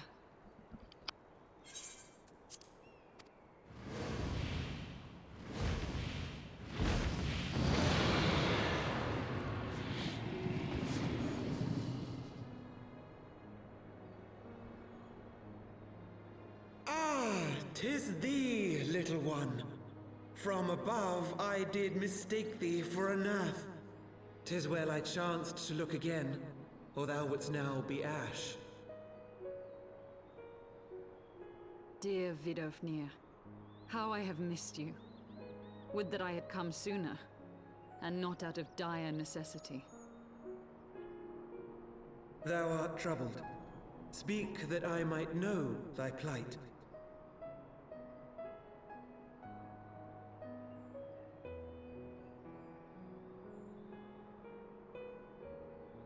Thou wouldst have father admonish his brood brother. I would end this war without further bloodshed. How am I to believe thee, little one, when thine own companion beareth Nidhogg's stolen eye?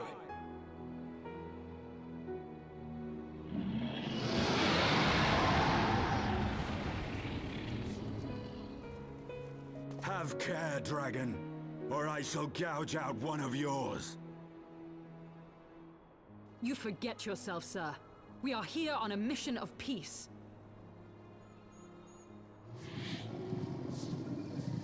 My sire's will forbiddeth me from inviting discord to our home. 'Tis for this reason and no other that thou still drawest breath, knight. Vidofnir, please. We must be allowed to convey our intentions to Resfelgar in person, with words of our own choosing. Grant us this favor, and open the way to Som Al. Thou hast ever been welcome, little one. But I cannot grant thy wish. I am bound to remain here and protect my kin from the Nath's god. The Nath have summoned a primal.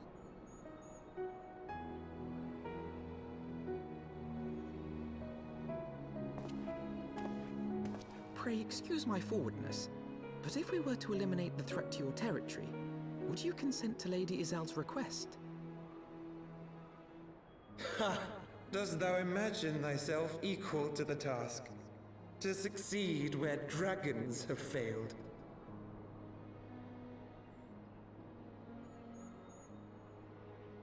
"'Tis beyond thee, mortal. But thou art welcome to try, nonetheless. Only know that idle promises shall avail thee naught."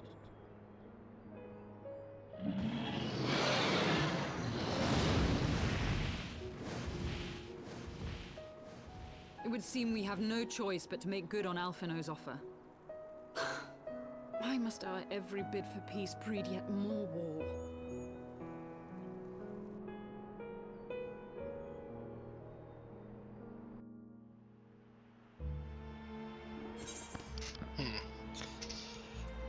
So the Nath have summoned a primal.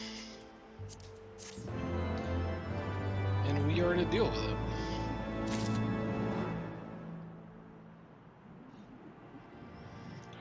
Alright, so I guess our next step is to figure out what's going on with this primal. Gifts for the outcasts. So the Nath have summoned their god, and thus is the mystery of their newfound belligerence laid to rest. Are you not glad, Lady Iceheart? I thought you would applaud them for summoning a primal to further their own ends. After all, you did. Good point. Estinian. I did not reach out to Saint Shiva to further my own ends. I desired her strength only to forge anew the peace between man and dragon. But what a fool am I to speak of peace to you, a bloodthirsty savage who murders without thought or compunction. Enough, enough, I say. If the Nath have truly brought forth their deity from the ether, we must face it together or watch our hopes fall apart. All now rests upon this primal's defeat. But ere we think of confronting it, we must first study its origins. What is the nature of this god? What manner of faith sustains its existence? My apologies, you are right, of course. Let us return to Tailfeather and consult with Marsachamp. He knows more of the Nath and their culture than most. We're not leaving without me getting that crystal.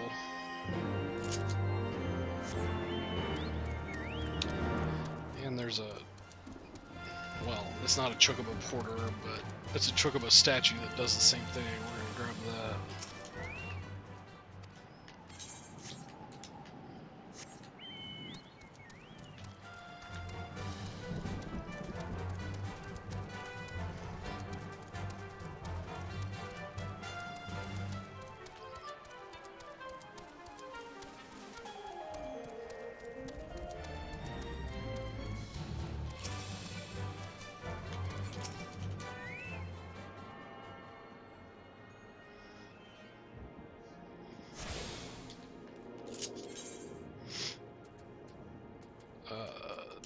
Back to Tailfeather.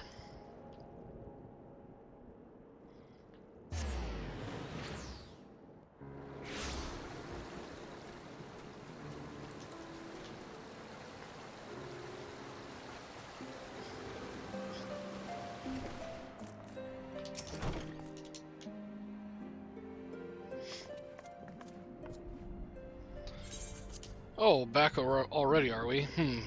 Met the Nath, did you? And what is it you'd like to? Summoned a primal, you say? Seven hells. Well, I don't know bugger all about Nath religion, if I'm honest. Beyond their trading habits, there's never seemed much point in asking. But it shouldn't be that hard to find out. From time to time, we barter with a small hive to the north and west of here. Outcasts from the main tribe, from what I understand. I'd reckon they'd be willing to tell you a bit about themselves if you give them the right incentives. That sounds promising, and what exactly would a Nath consider to be the right incentives? Oh, nothing your average hunter couldn't scrounge up in a day or two, but seeing as you're in a hurry, you might want to divide the chores amongst yourselves. You'll want a good-sized jar of land-trap nectar, a basket of Kalmatru fruit, and always a Nath favorite, a generous portion of young Nanka flesh. I shall gather the fruit. Leaping to the lower branches of these forest giants should present little challenge to me. Then I shall collect the nectar with Master Alphinaud's arcane assistance. And that leaves you to bring home the meat. You'll need to carve it from the smaller Nankas that live in the rivers. 3 big hunks should be enough, I reckon. Once you've got everything together, you'll need to set it down at what we call the trading post. Here, I'll mark the spot on your map for you. You have been most kind, Master Marsachamp. Well then, let us attend to our respective tasks and reconvene at the trading post. I need hardly add that the last one there is a rotten Nanka egg. Oh god, Alphinaud.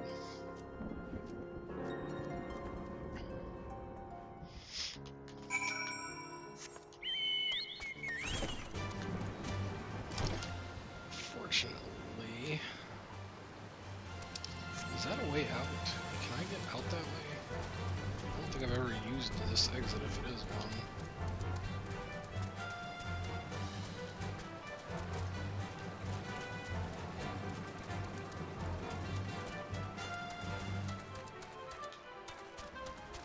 Yeah, it's not an exit. Yeah, I'm so used to just flying over this thing. Well, looks like we'll have to go out the north entrance and go around. That's fine.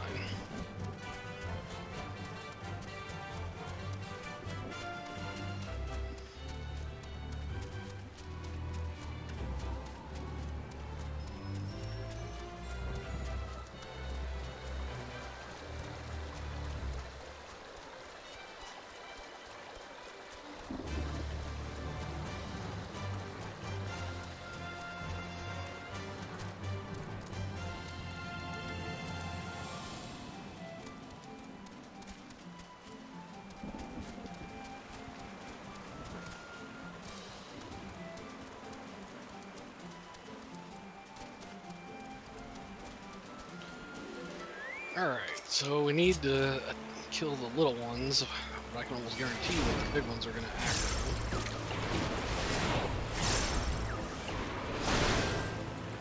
Oh, my joker's well, we're going to take this hit.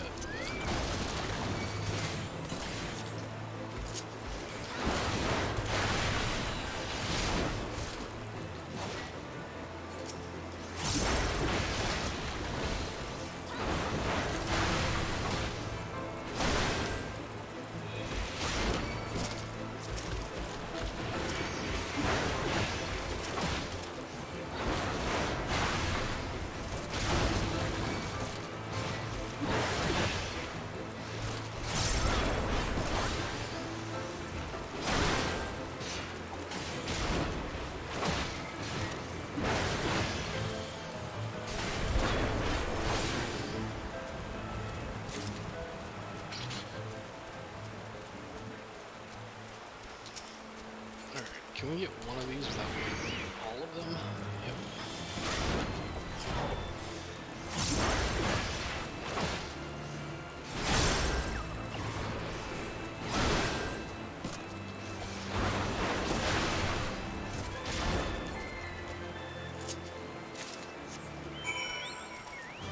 Alright, off to the trading post.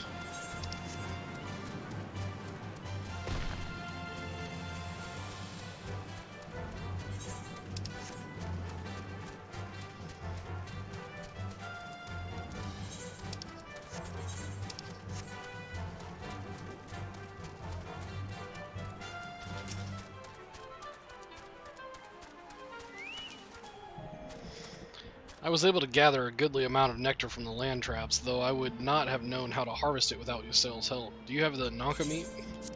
Yep. Splendid. I shall put this with Estinian's fruit and assemble a suitably generous-looking hamper for the Nath.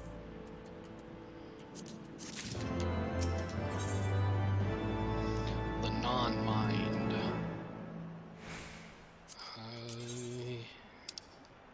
Yep, we will take that. Well, everything appears to be in order. Assuming no one has any objections to my choice of presentation, I shall place our offerings at the trading post as instructed, where I of the Nath, I think, would be suitably impressed.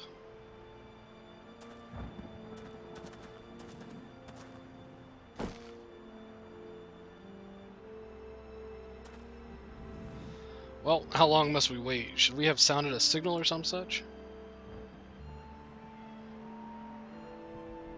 Calm yourself, Master Alphinaud. Our offering has not gone unnoticed.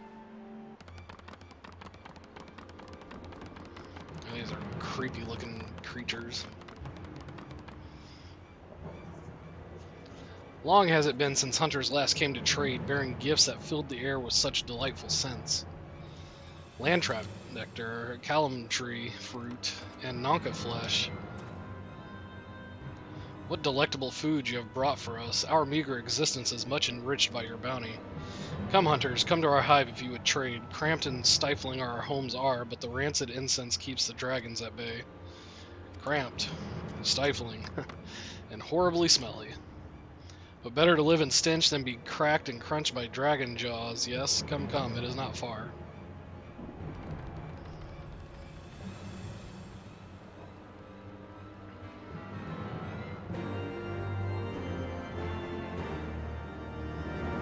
Had like ominous music playing.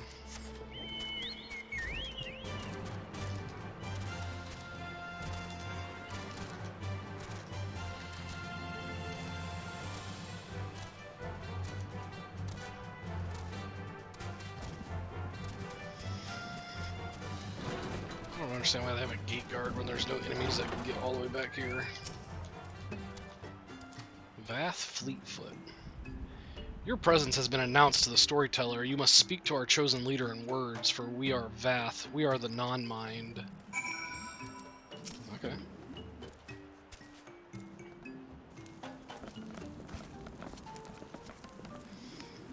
Welcome to our hive, hunters. You have brought delicacies much sought after by our people, and we are much pleased. What would you have in return?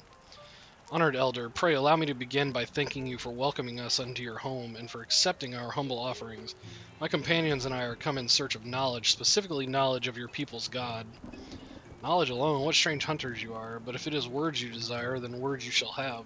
We are the Vath, the non-mind, and to speak is our fate. You will hear the tale of the Nath's god, of the god the One Mind summoned into our midst. The One Mind, these are the Nath who reside in the main colony. Yes, they are one, connected, but let us begin the story at its beginning. Some moons ago, a single dragon flew in from the east, bleeding and weak. It fell from the sky and into the hive, where it was swarmed by my brethren, and with spear and spell and musket the dragon was slain. It was likely one that had fled battle with my kinsmen. I should commend you for finishing the job.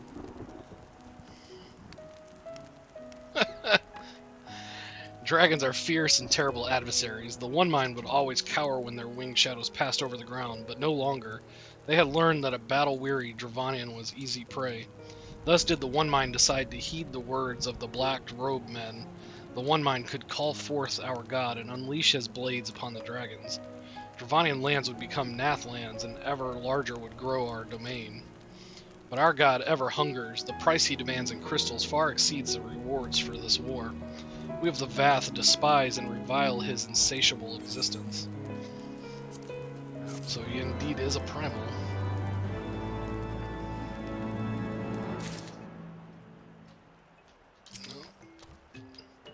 There's one of the side quests. Stolen munitions. Though we hear not each other's thoughts, generous hunter, you somehow know that we need help. Our weapon stocks are wanting. We need more. I would make a request of you. Please bring us muskets with which to defend ourselves. You can take them from the Nath nearby. 2 would be sufficient. Okay, well, we'll do that after we talk to Ysail. A Nathic deity. I call upon the power of a primal for the greater good, conscious all the while that I do so at grave cost to the land. I reason that it is a necessary evil and willingly shoulder the burden of my sin. In suggesting that such crimes can be justified, you may argue that I presume too much, but you must surely see that I am aware of the magnitude of my transgressions. Not so the Nath. They summon their deity for no greater purpose than to expand their dominion. To a scion of the Seventh Dawn, one sworn to eliminate the primal threat, the distinction you draw seems questionable at best, but the fact remains that my own grandfather risked unleashing the power of the 12 in an attempt to prevent the calamity. Thus, while I may not condone your actions, I at least understand them. Not so the Nath, as you so rightly put it. If they truly seek naught but territorial gain, I can only conclude that they are ignorant of the ruinous consequences of their god's insatiable appetite. The longer this primal is suffered to exist, the greater the suffering it will cause. It must be destroyed. How lightly you propose the destruction of this god, Master Alphanod, a being of whom we know not. Has it occurred to you that you may be sending the Warrior of Light to his death? No, you have the right of it, Justinian. 'Twould seem it is I who am guilty of presuming too much. Pray, forgive me.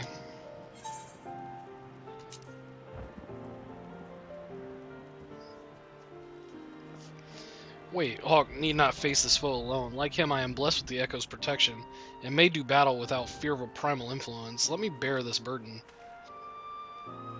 Do you truly imagine yourself a second Warrior of Light? Remind me, how many primals have you faced, my lady? Not that it matters, we know not where this god resides, or how to challenge it, unless you mean to pray until it appears. Estinian makes a valid point. Let us speak with the Vath and learn how best to secure an audience with their deity. In this, at least, I may be of assistance.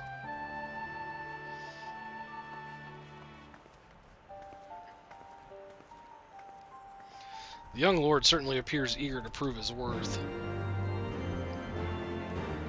Yeah, he's simping for you, Estinian.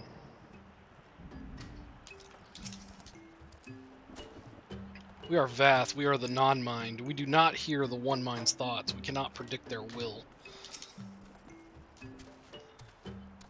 Put this idea from your minds, generous hunters. If you meet with our god, then he will have your souls. Surely you are not so generous as that. You wish to meet our god, offer yourself as a sacrifice, and you will soon be brought before him. We would mourn the loss of such generous hunters, however. Yeah, so basically we just gotta go into their territory and offer ourselves. You are generous hunters, yes. Many gifts you have brought, but not enough for all Vath to enjoy. Maybe you could bring us just one more. We are very fond of Nanka flesh, but I brought some. Yes, the meat of young Nanka would make a fine repast. Bro, I just brought y'all some. Yeah,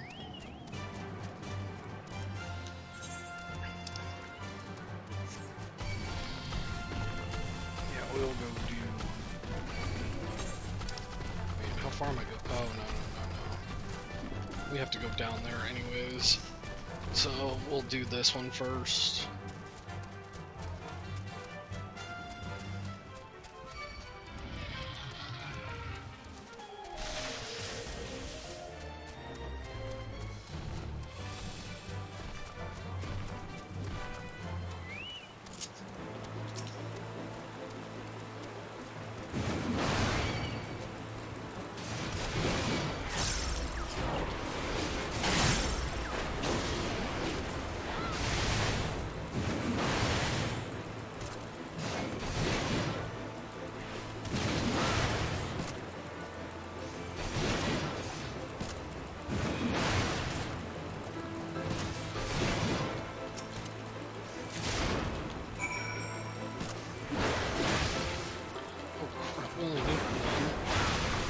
I kept looking at the other quest that said 2, so I thought we needed 2.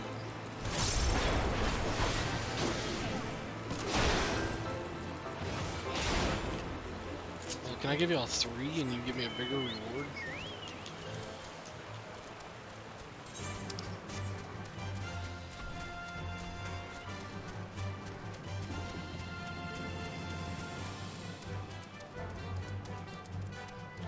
Actually, I don't know if we can go up that way, so we'll just go around. I'll test it later.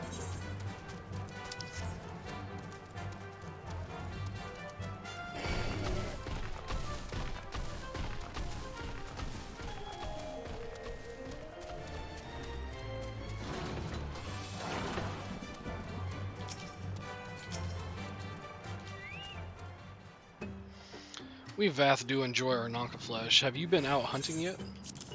Yeah, I already got it. Another gift for the Vath. So unexpected. Yes. Yeah, unexpected, huh? You will have more of the words you strange hunters hunger for. Listen now. The senses of the One Mind are enmeshed by the Overmind. What one sees, all see. What one feels, all feel. Alert a single Nath, and the whole hive is alerted. To reach our god undetected is all but impossible.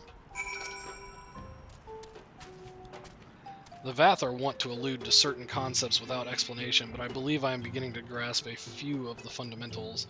From what I understand, the king-like Overmind sits at the center of Nath society, and its presence somehow allows its subjects to communicate without need of word or gesture.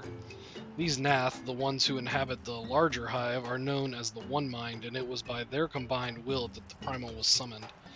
Those who reside in this smaller hive, however, are the Vath, or the Non-Mind, who, for reasons that yet escape me, seem to have been excluded from the telepathic bond which connects their Nath counterparts.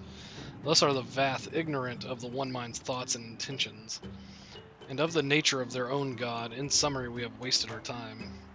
Not so. Perilous though it may be, the Vath did furnish us with one certain method of approaching the Primal, as sacrifices. Should we allow ourselves to be captured in the environs of the colony, the Nath will bring us before their deity to make an offering of our souls. Yep, that's what I said. Breaking into the hive. Forgive me, but let us be clear about what is that you propose. You mean to say that you would deliberately provoke the Nath, surrender yourself into what might generously be termed their custody, and then wait until their god arrives to claim your soul? Aye, that fairly well describes my plan. You will join me in this endeavor, will you not? Judging by the great risks you took to prevent the summoning of Saint Shiva, you are not a man to err on the side of caution.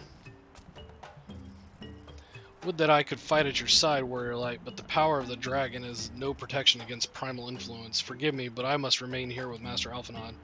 Then it is settled, Hulk. You and I shall challenge the guards at the entrance to the colony. Once the hive is roused, we shall feign a brief show of resistance and then allow them to take us prisoner. Yeah, sounds good to me. Let's go do it.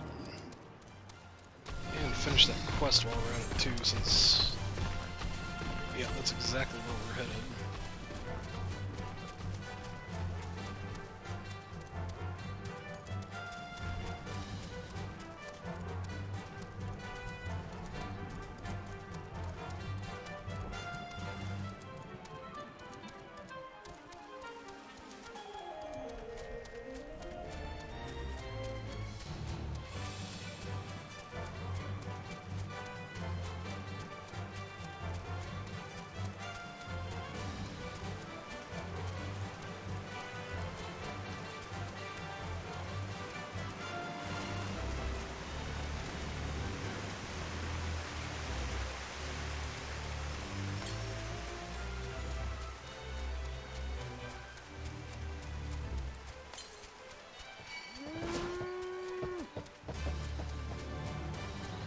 There's also an Aether Current.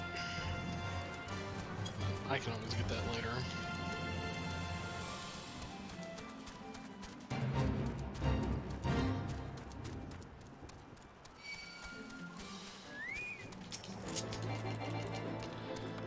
Oh, he's part of the quest. I can't. Intruders, your lives are forfeit.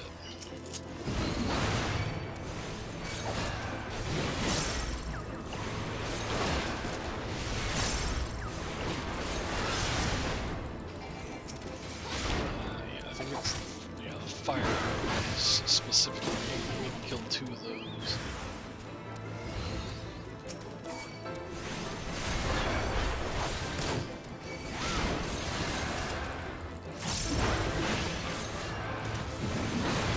This one can.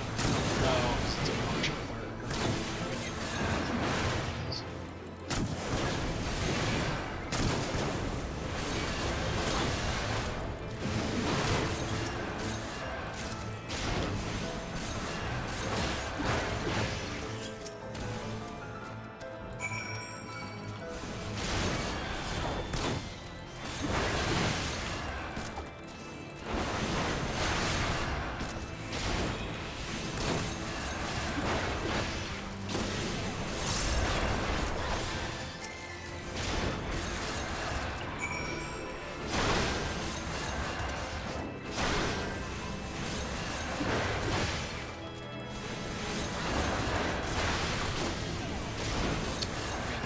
Something else.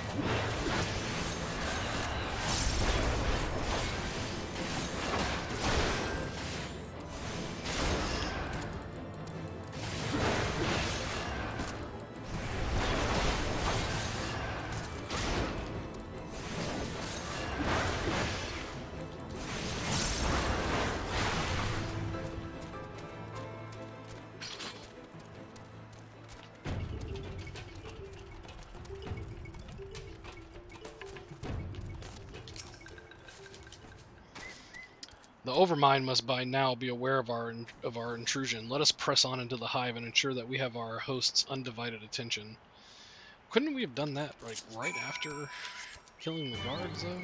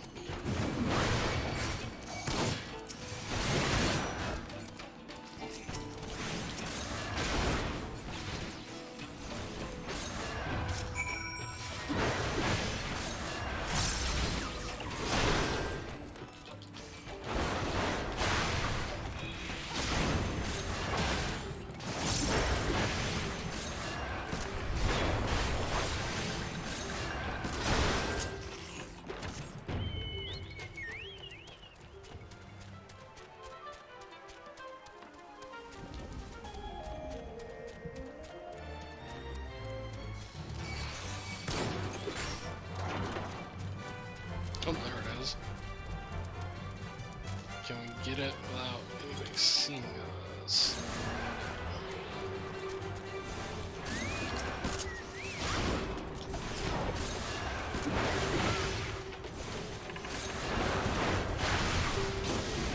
Might as well pick it up since we're right here.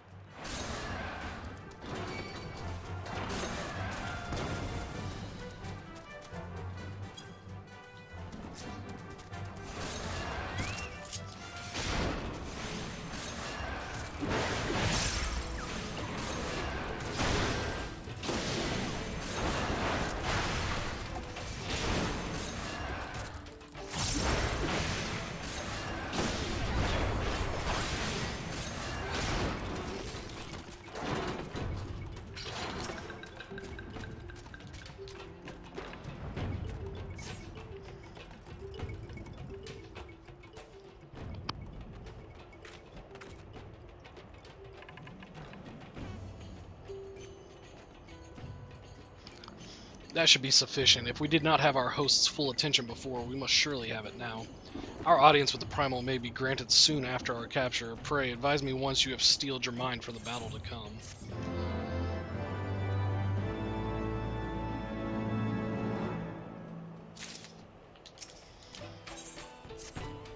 Lord of the Hive. You are prepared then. Yep, let's go.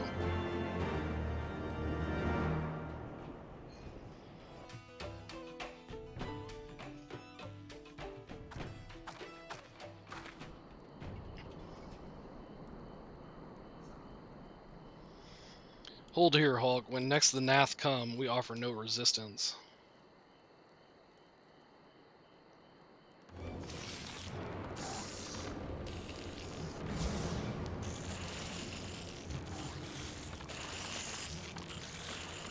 Surrender, intruders. There is no escape.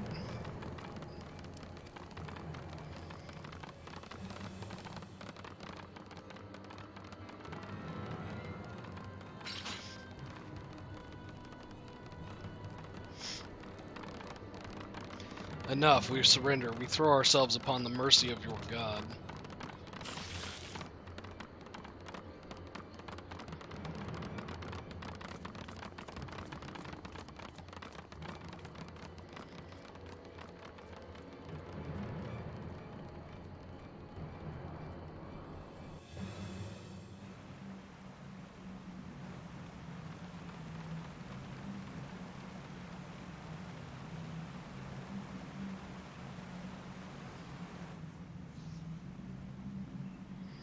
They seem eager to proceed. Good. When they take us before their lord, pray leave matters to me. If what I know of summoning rituals holds true, I shall be well placed to act. Mark the sound of the river rushing through the ravine behind us, passing loud, is it not? I imagine the noise would serve to mask our escape should we need to withdraw temporarily. But you are prepared, are you not? I do hope so. If I were to be dragged away for sacrifice while you were haggling over the price of potions, I should not be amused. Nah, I'm ready.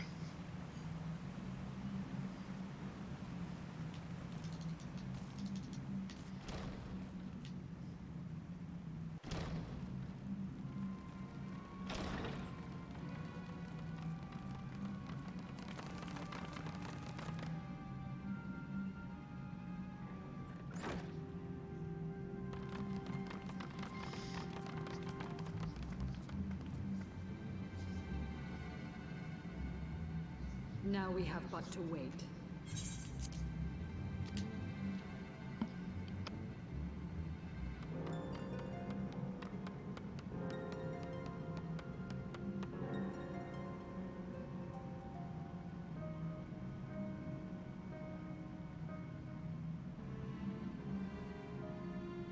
O Lord Ravana, master of the sacred blades, wrath of the colony, conqueror of the world, hear our prayer. Pray grant unto your devoted children the gift of your divine presence.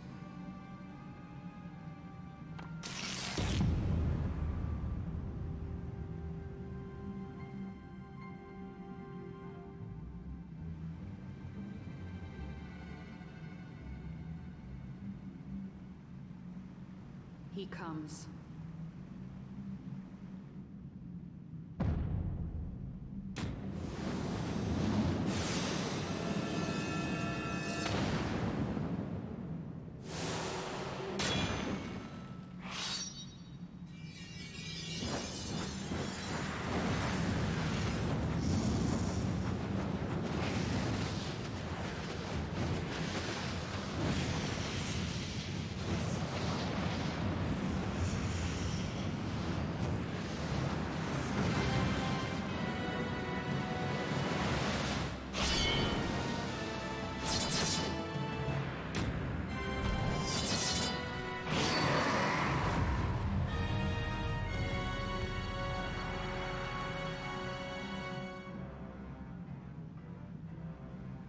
All strength to the colony. Speak and I shall listen. Oh, glorious General, we have captured intruders and would make unto you an offering of their life's blood. These feeble fleshlings dared to invade Natlands. Hear me, Lord Ravana. My companion and I did not come to contest your children's territory. We wished only to learn the reason you wage war against the dragons.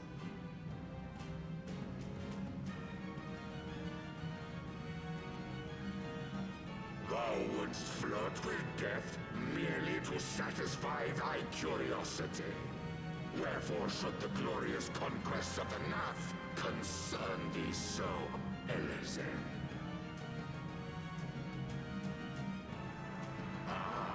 Mayhap thine own kind struggle against the worms fareth poorly, and thou art desirous of a pact.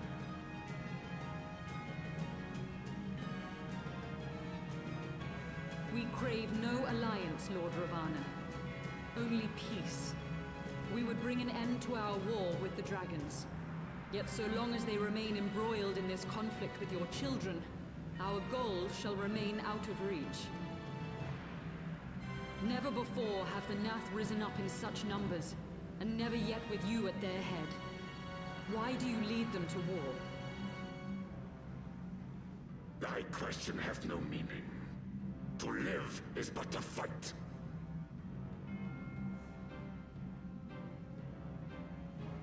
Long have my children waited, gathering their strength in the shadow of thy ceaseless conflict. The Nath would see the Dravanians slain, and their territory secured. And by such fervent prayers am I now given form and purpose.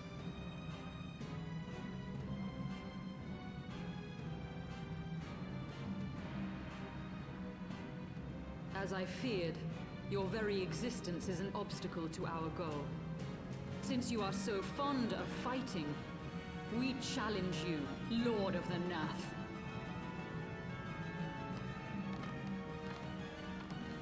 And should we emerge the victors, I would have you swear to withdraw your soldiers from Dravanian soil.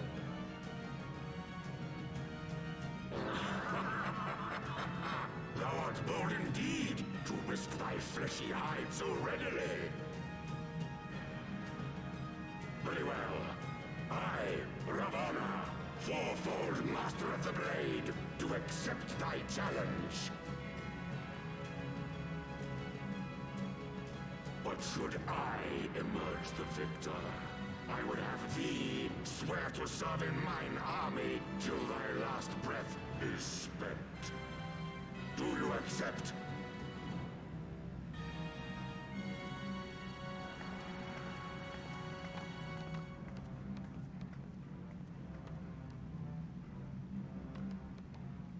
I do. And I believe the first bout is mine.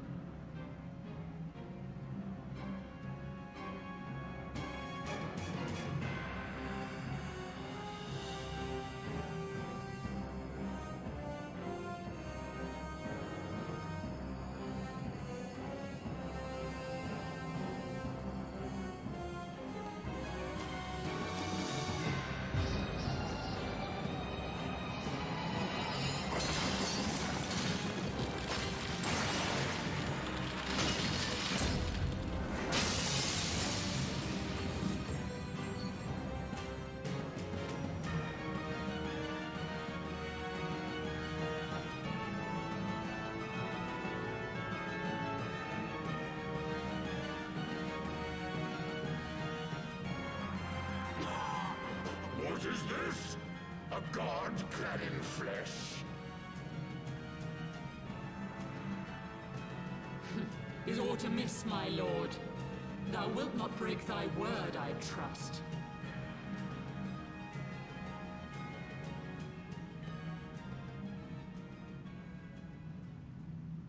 Mine oath is unbending as steel, little goddess. Thy ruse will but add to mine enjoyment.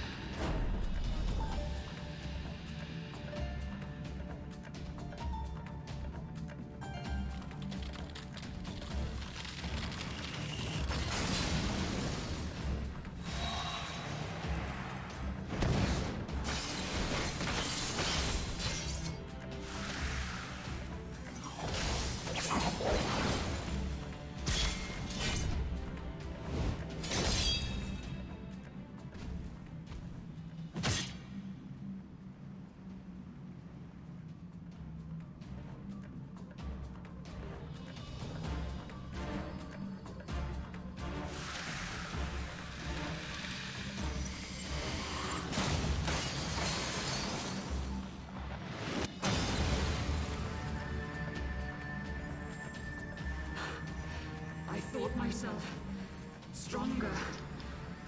Mayhap with more crystals?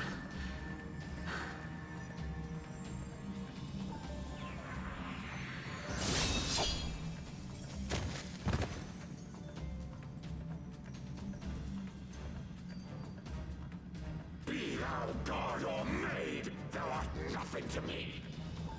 And what of thee, mortal? Art thou warrior or craven? Warrior, for sure. That's what we are.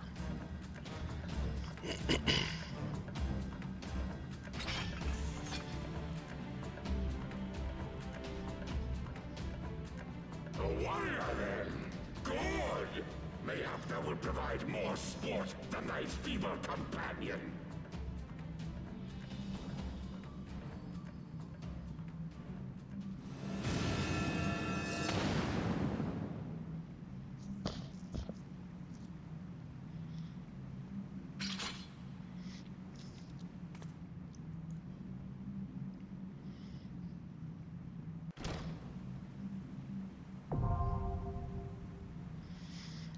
Thok ass Thok. Alright, let's go ahead and queue up for that.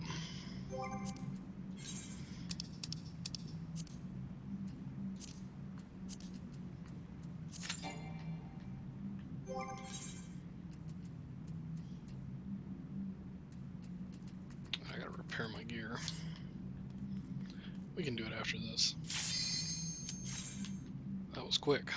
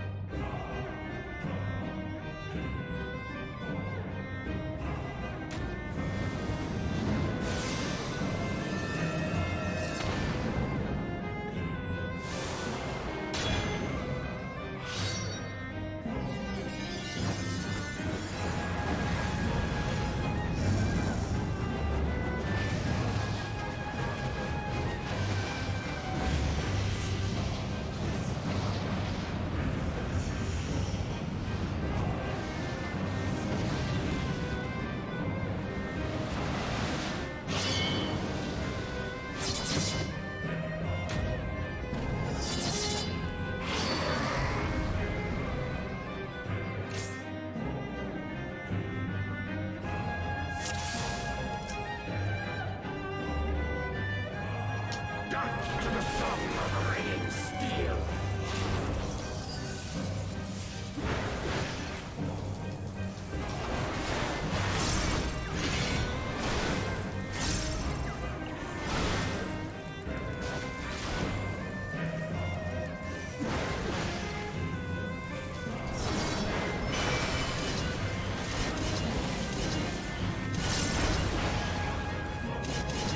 Furious as a blaze.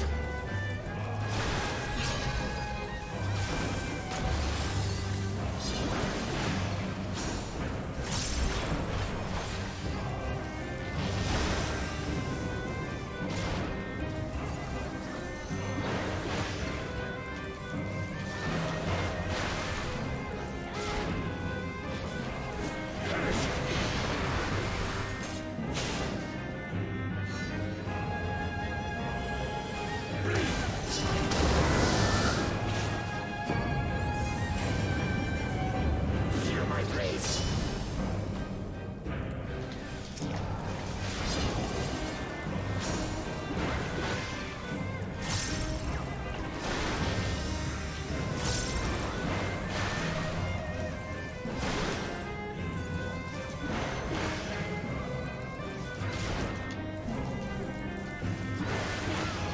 I am invincible.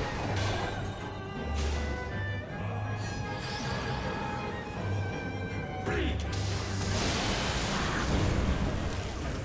Wilt thou yield?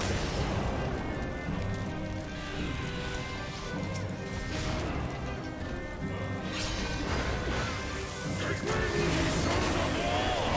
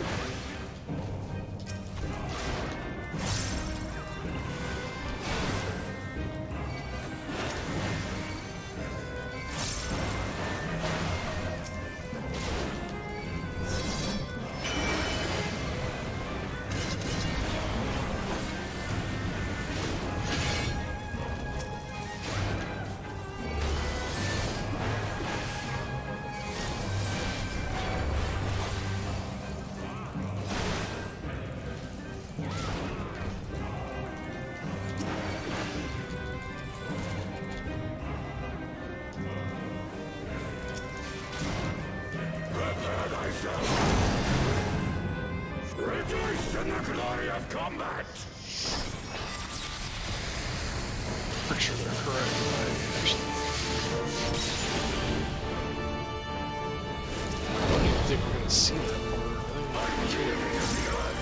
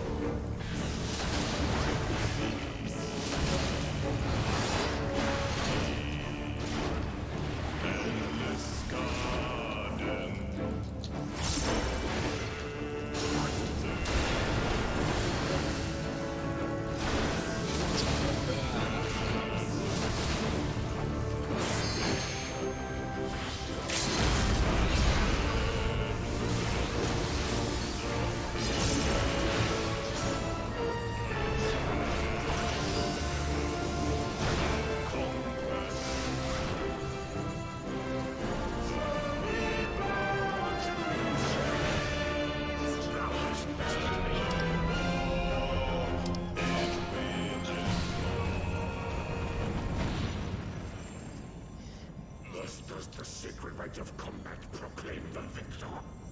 I lay my blades at thy feet, child of man.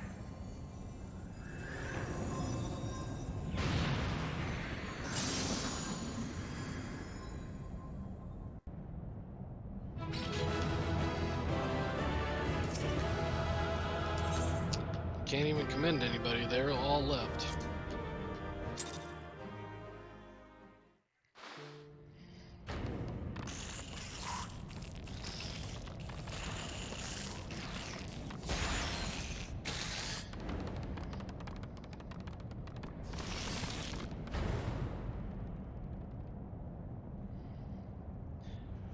scattered like roaches.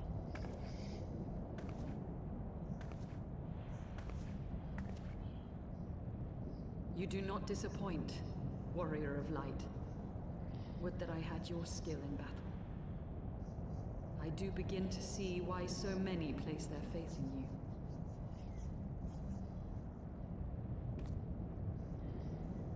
For all his savagery, I do not think Ravana one to break his word. Provided the dragons do not trespass upon Nath lands, they should have little to fear of the Primal's biting blades. We have done well, have we not? Come, let us return to Vidofnir and share these glad tidings.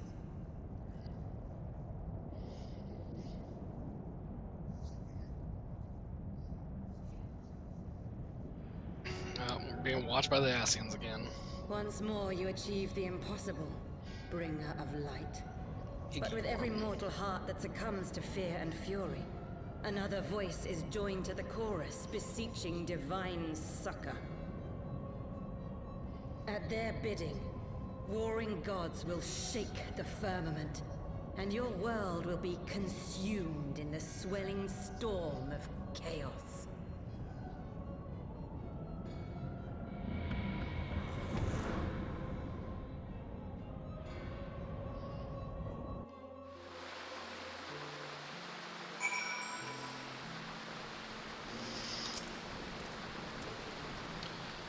Never since we first fought have I seen you draw upon the full extent of your power, and never from afar till this day.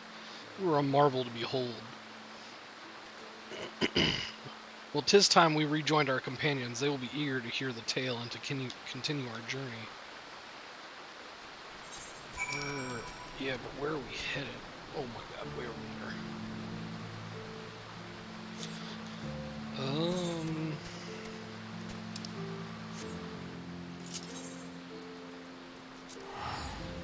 Tail feathers probably the closest.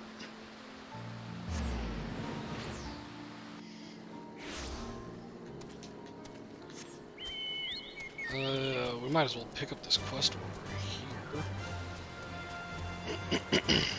Is this Marsachamp's other quest? Yeah. The hunter becomes the Queen. One of my men was attacked by a chocobo. You might think that's a common story, what with all the hunting we do, but I'm told this one was unnaturally big. Of course, in the end, size don't matter. We can't be having our quarry stalking us. That's why I'm planning to capture the beast before it harms any more of my men. I already know you as a reliable handler of the birds. That's why I need your help tracking it down. Think you can lend old Marsachamp a hand one more time? If the prospect piques your interest, it'd be best to start off by asking the leaders of my camps what they know of the monster. Come back and share your findings with me when you're done. I think we're going to leave that for another time. We're going to go finish this quest and then call it a day. We got through the first dungeon. Got through the first primal of the expansion. Ravana's always a fun fight.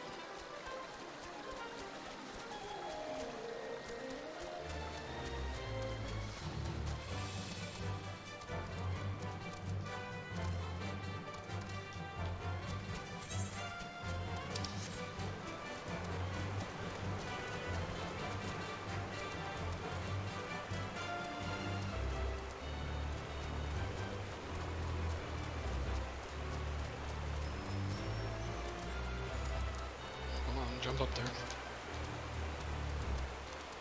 And there's some lighting over there that my graphics card is not liking.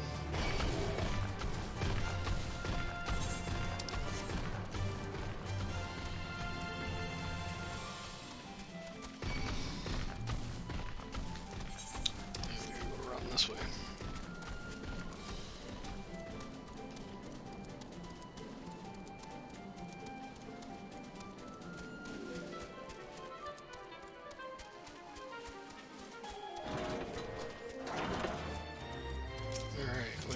Turn in this quest. Have you the muskets? Yep. Thank you, Hunter. With these we can arm ourselves, defend ourselves. We are of the same blood as the Nath, but even we find it utterly unnerving the way they think as one, the way they move as one. It is hard to imagine us as the same people.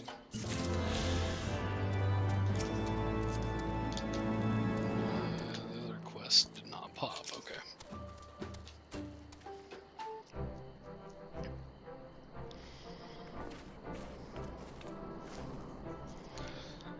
Oh, Lady of the Sail, thank the 12.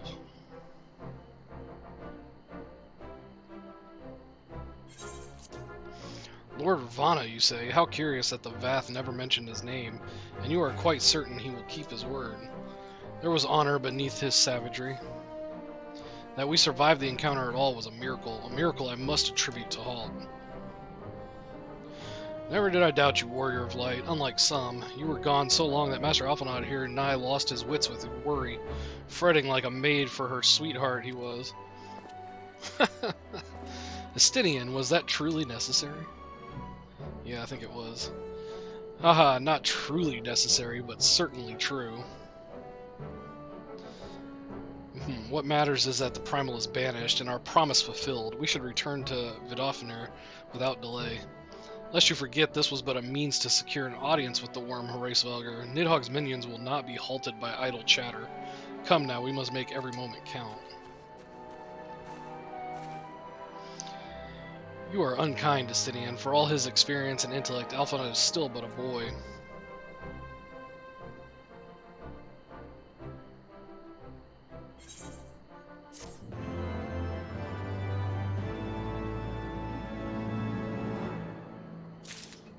I think it was a good joke. Oh, there is the other one. We had to finish that quest first. Alright, so yeah, I think we're gonna call it there for the day. I want to thank everybody for watching, and we will see you next time.